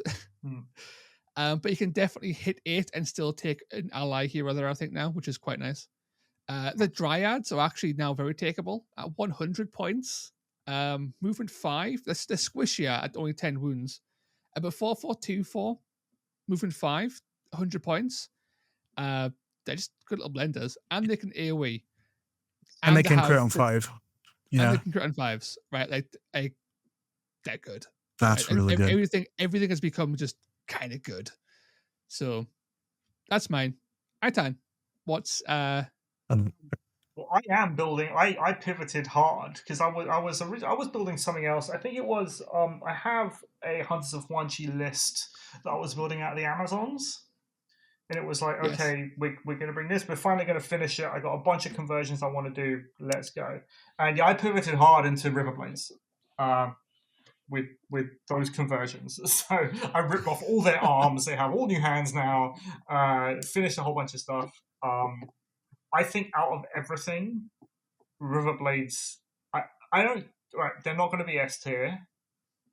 I don't even know if they're going to be A tier as a warband. But I think with Riverblades just doing a flat 2 damage, you just roll a 2+, do 2 damage on every action that you take. There has to be something there, right? Like their basic chaff is 65 points, which is fine, right? Yeah, they're elves. Yeah, they're 8 wounds. Okay, whatever.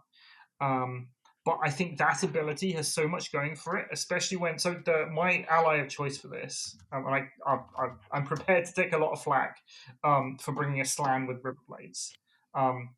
But there's a really good reason for it, right? If you look at the average dice spread across the entire warband, Slan, when it's rolling 3 dice, does average 6 damage.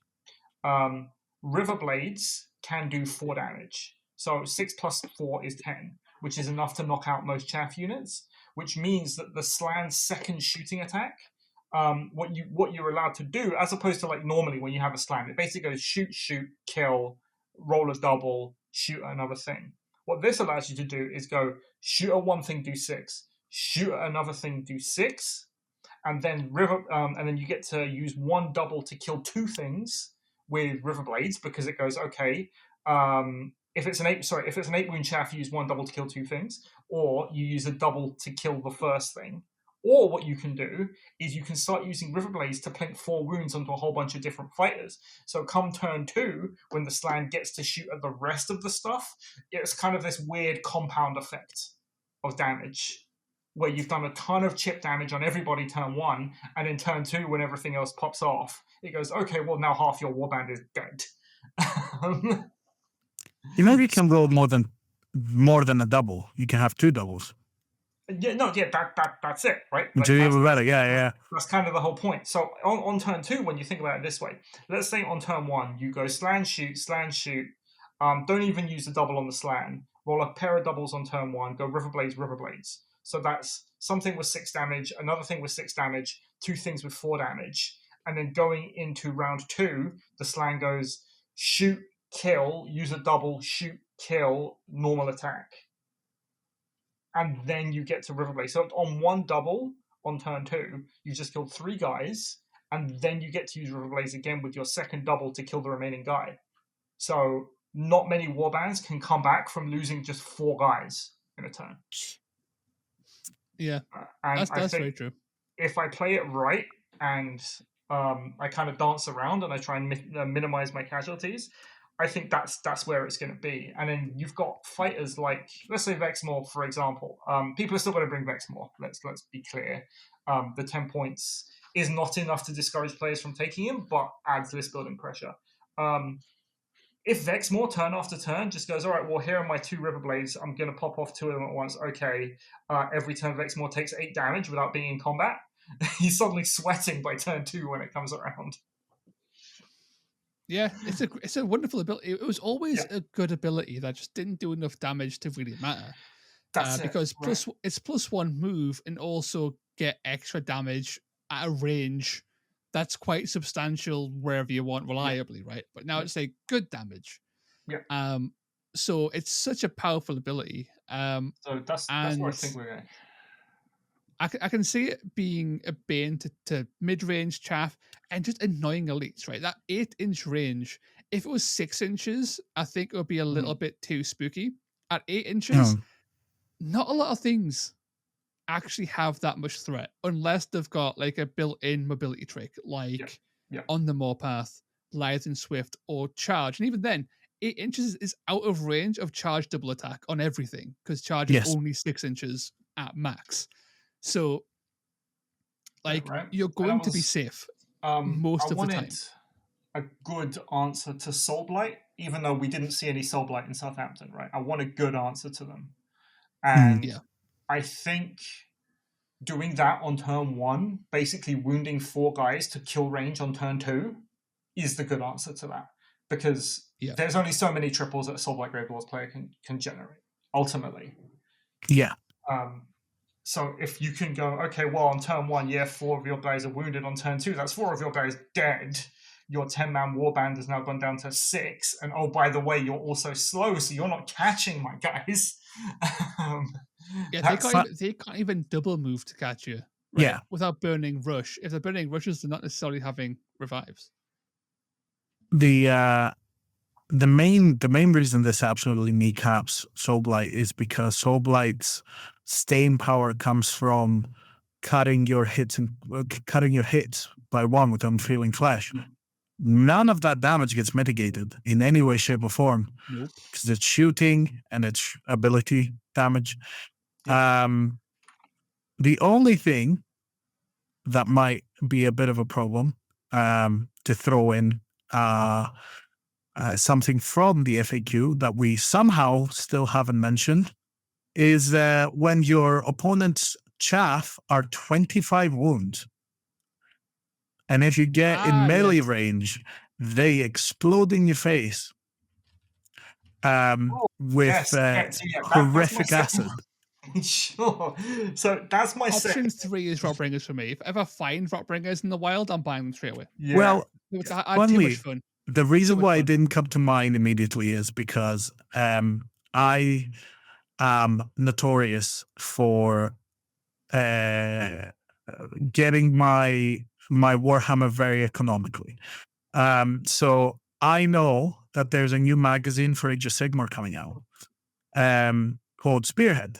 And in that, it's one of the regular magazines, same as Stormbringer and Mortal Realms.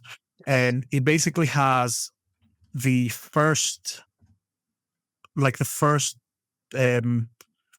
generation of spearheads. It's got the Nurgle spearhead in it, right? So it's got slide, it's got a box of basic, what are they called? Rotbringers. Yep. Does it have anything else? It has to have a hero. They have to have a hero in it. It has, I think it has the flies and it has the I have it right here. I don't know. I'm a ward crier pretty much by default at all times. So what is it? Nurgle Rotbringers. Right. So you've got Blight Kings and Blight Lords, which are the flying ones, I think. Yes. So it's got Blight Kings and Blight Lords, and I think it also has like Plague Bearers, but that's neither here nor there. Yes, because they did like a combined thing. Is that the one with the Sloppity Barpiper, if I remember, or one of them? Possibly. Those heroes. Yeah. It's one of those heroes. But the thing is, so through that, you'll be like, I've just not really wanted to play them enough to go and get the box of Blight Kings. So getting that from the magazine for like a pittance makes it a lot more viable. So yeah, no, it's really exciting. I hate taking cavalry, but taking the Lord of Afflictions really showed me that list requires it. Yes. because especially for something like the list you were talking about with the slan, you can just, that's your piece to fly in and get that in trouble, because you need some ability. And then everything else is just good sequencing and kind of forcing your opponent, like playing the map, playing the mission to force your opponent to have to attack. Like it's just putting your opponent in between a rock and a hard place, because you obviously telegraph it because you have to activate the ability. So you have to make it the most You have to get the most out of it. You're right. To make it the least bad option. You have to not give any good options. You have to have that be the least bad option. And there's ways to play around it. But in our game, for example, I saw on turn 2 your Korgrath came on the board, and I couldn't get both of my models out of range of the Korgrath.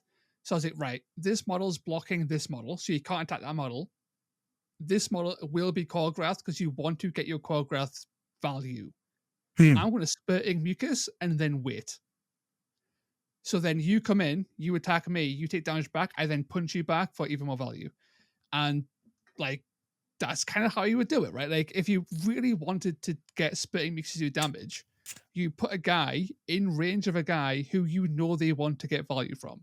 So their big thing. Yeah. You ram them into their face and go Spurting Mucus, and then next turn hit, because their attack stats are good enough, right? 3, 4, 2, 4 on their basic guys is good enough to be a bit of a tit.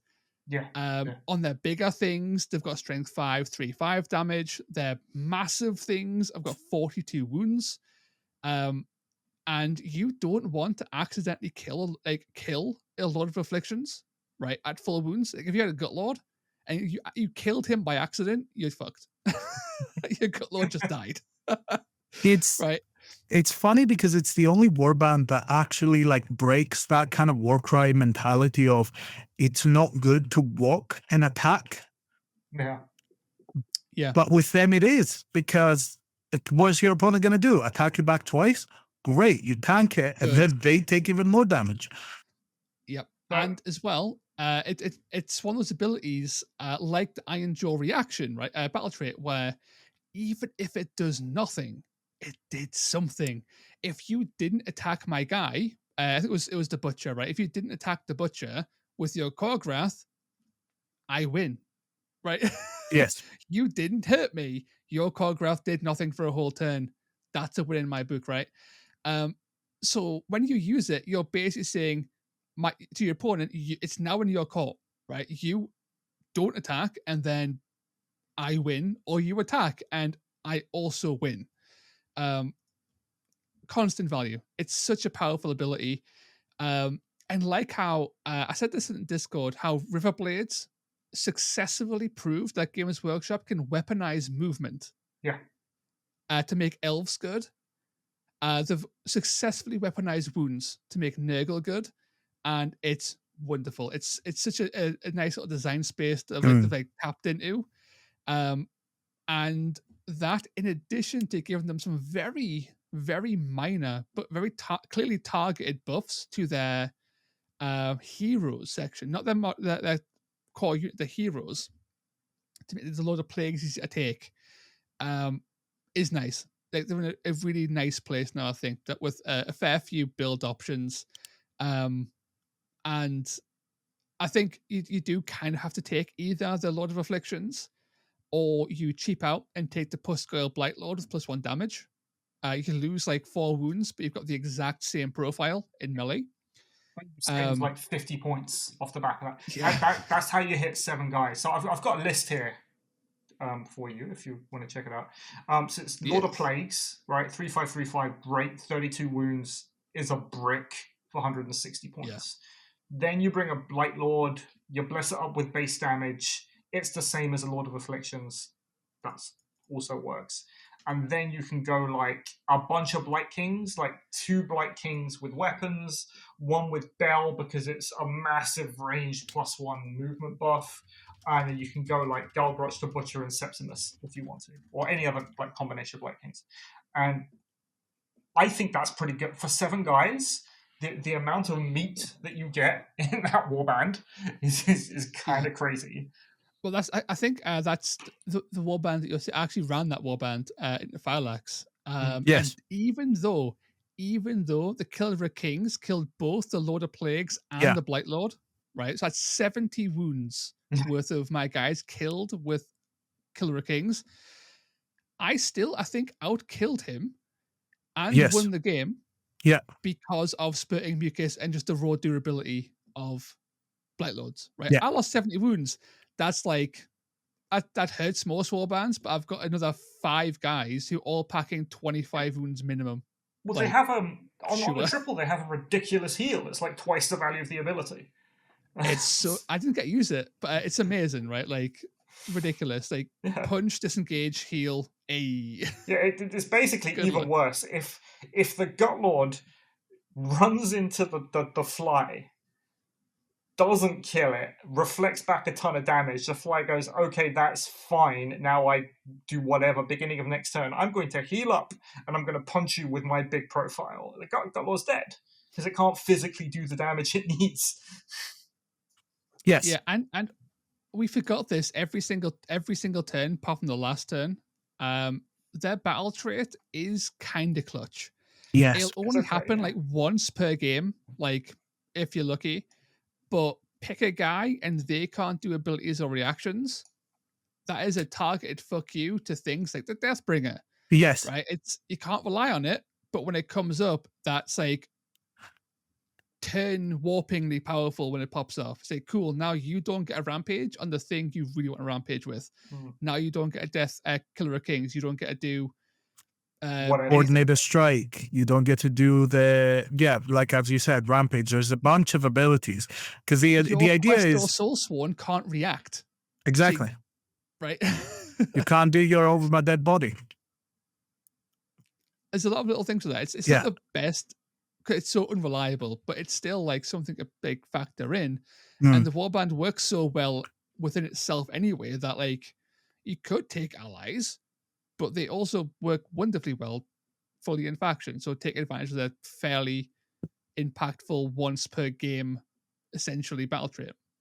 So well, I mean, if you do really well and you roll, because it's you just choose one opponent that is in engagement with one of your guys on a 5+, they don't do reactions or don't do abilities. A 5+, if you're lucky, you might get it twice in a game. It just kind of depends on rolling. But importantly, it won't stop spurting mucus because it doesn't work on any other Nurgle faction, including Nurgle Daemons, which is a nice little thematic touch. Yeah. It's great. I thought that there was potential in the Rotbringers before. I thought that if you managed to, I have an older list that was very simple. It was Gulgok and then a bunch of shield Blight Kings, a couple of toxins to get them moving across the map. It's the list we played before. It had 0 offensive capabilities. The idea was that it would just kind of suffocate you in wounds. Just kind of swap around toughness 5 guys that you're struggling to pass wounds through to, and then they just disengage and get some healing back. And then hopefully, where that list fell apart was, it was just 0 damage. But it's now a lot better because you get a way to, like, as you said, weaponize the wound. Another little procedural, another little kind of bonus is the Worm Spat was, again, one of the really difficult to find Underworld warbands from years and years ago. I think season 3 of Underworld. Super expensive. They're coming out in the new boxes as well. So they'll be available to get from GW in the next few months, few weeks. Maybe already. And Fecula's not all that great. No, terrible. Honestly. But Gulgok and yeah. Gulgok's like I top like tier, and Sepsimus. like Sepsimus is cool. Sepsimus is even Sepsimus is pretty good, right? Like 3, Watch 4, it. 1, 5 is a full That profile. extra wound that they have is, I'm telling you, that's going to be the decider. When they do Spurting Mucus and they needed that extra wound to kill a guy over a normal Black King, that's what it's going to be. Yeah. Yep. Not to mention as well, I always forget this, because obviously Spurting Mucus is so much fun. Like, it's really good. They've also got Impossible to Wound. So they've got like the biggest wound pools in the game, but also they take the least amount of damage. If you wanted so they can 30 wound Blight Kings, you could bless them up with. God, yeah. No. Oh. and also they've got so I it's hard to squeeze in, but you can do it. Their quad with the Doombringer with Bell. The Bell, yeah. The 7-inch bubble of no reactions, no abilities. It's hard to use. It's not great, but it's also like, cool. Yes, I'm just gonna fuck over your whole turn, and you're not going to do anything. But that's the really thing. Good against Dispossessed. It's a quad, and the only way that you can pass damage on to the Rotbringers without attacking them is going to be abilities or range. And like, fuck all you can do about range. But your opponent's hitting on 5s and 6s probably, or 4-ups. But yeah, you can't have like a Domitan blow up your entire like. I mean, she's not going to blow it up because it can't do that much damage. Literally, if you rolls all 6s, can't do that much damage. But you can't pass all that damage if you can't do any abilities. I love it, actually. They've got a few little funky abilities I quite enjoy. So yeah, I forgot about them entirely. But yes, I think Rotbringers would be another warband I'd be very happy to play and dedicate to for a bit. Hear me out. If you drop the Lord of Plagues, you can upgrade 3 Blight Kings to Blight Lords.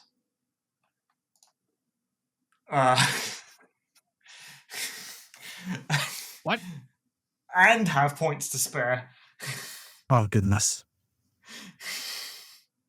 Are you saying take 3 Blight Lords? That's what I said. I said take 3 Blight Lords. Because they got a decrease rate. They're 135 points. What? No. Blight Lords are 260. No, Blight Lords, 135 points. I'm talking about the leader from the Blight King. Ah, right. Oh, yes. I completely missed those guys. Yes.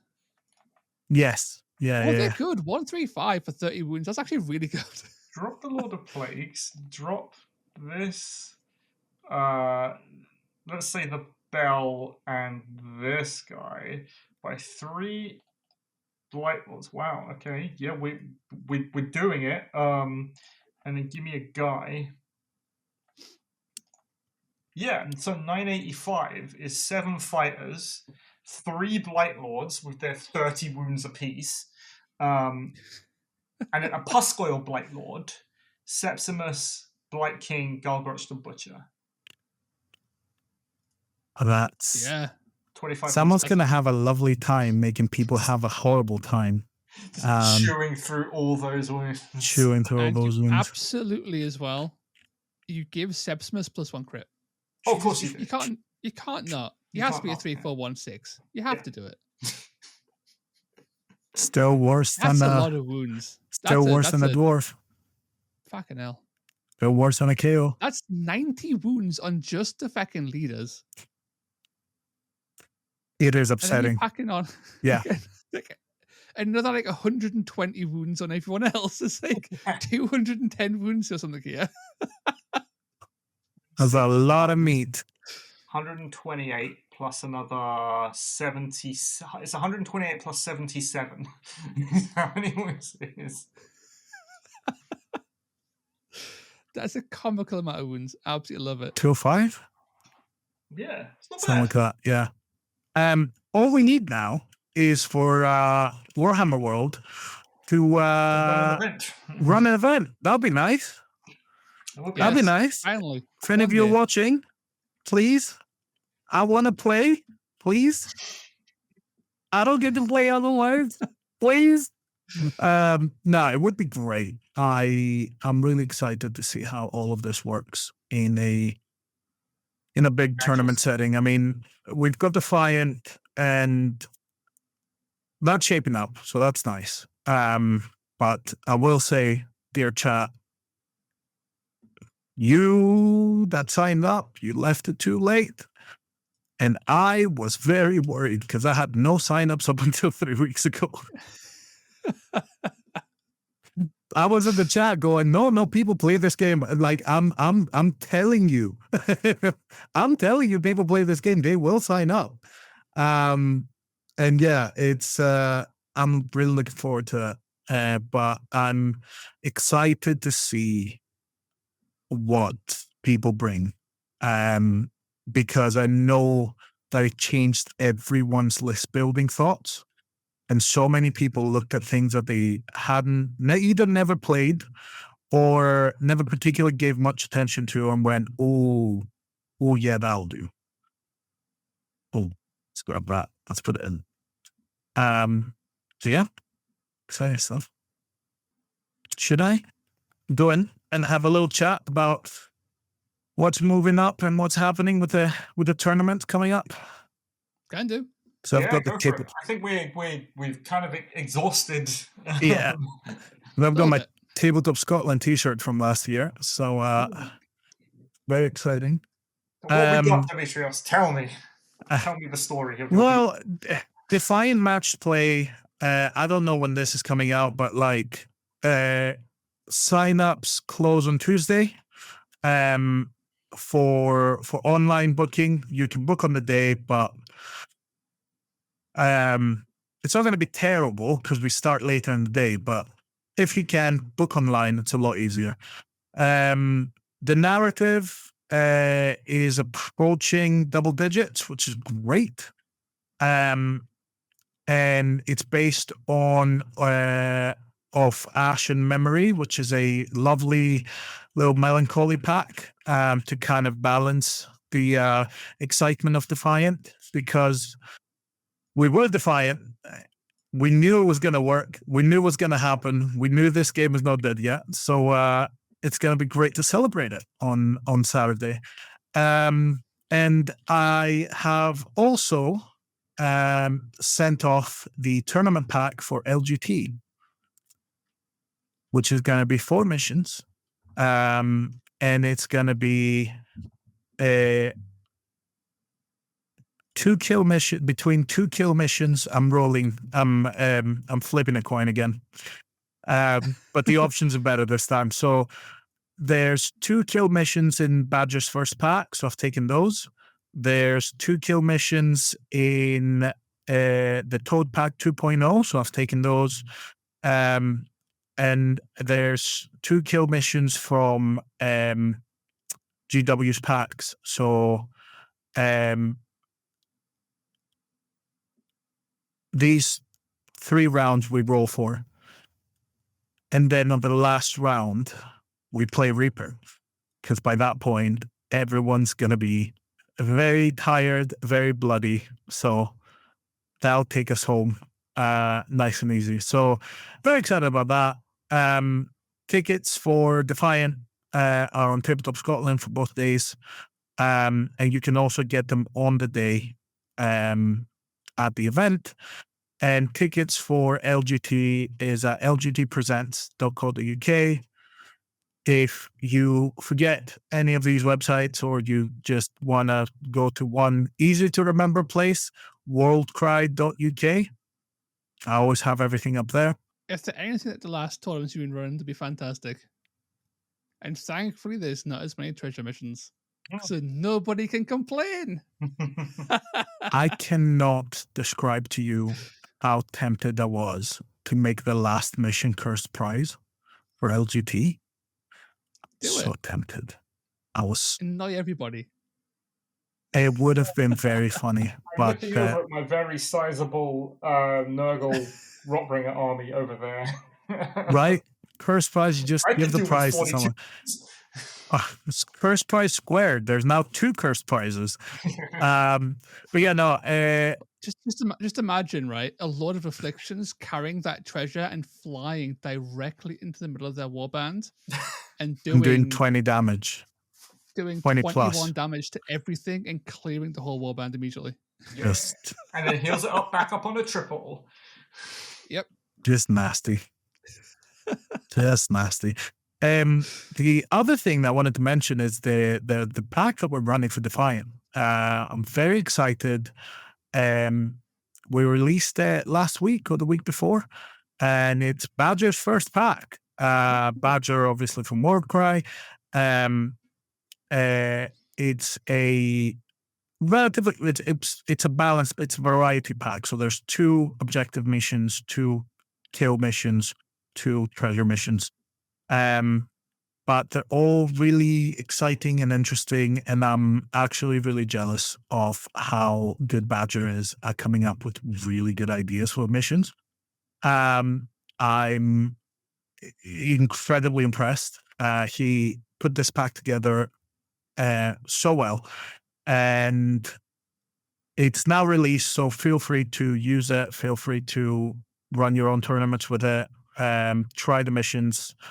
Give us feedback, of course, because we took a lot of feedback to change a few of the things so that the missions didn't feel too oppressive for some of them. Teleporting gut lords and the like, teleporting choreographs in my case. So yeah, it's as with everything, it's in the tournament packs. It's in worldcrowd.uk, and it's just really exciting. I just really like the missions. I'll probably be running them in future tournaments as well, so people will get to see them. I'll put the links to those in the description down below. Unless I forget, in which case, tell us in the comments, and I'll put it in the description down below. We were going to talk about editing of that on the FAQ, but I think people got the point, right? Yeah, the editing wasn't very good. There's any number of reasons why it's not very good, and all of them just suck for us. Yes. It's what it is, right? But I did have one. I had one point about the editing, which was people are very loud about the editing of the FAQ, and the way that it's read, at least like the comments on that, is that the entire FAQ is basically like a shambles and a shit show. When the reality is, when you're adding 17 new units and 6 warbands and points changes across fucking the world, when you actually break down what is broken, like is actually broken, like things like Fascia, things like the Invincible Saurus guy, that kind of thing, it's basically like 2-3 units, and there's like maybe a dozen points values that don't make sense. So out of like the totality of the FAQ and the erratas that went in, maybe only, I don't know, 5-6% of it has problems. It's not nearly as bad as people say.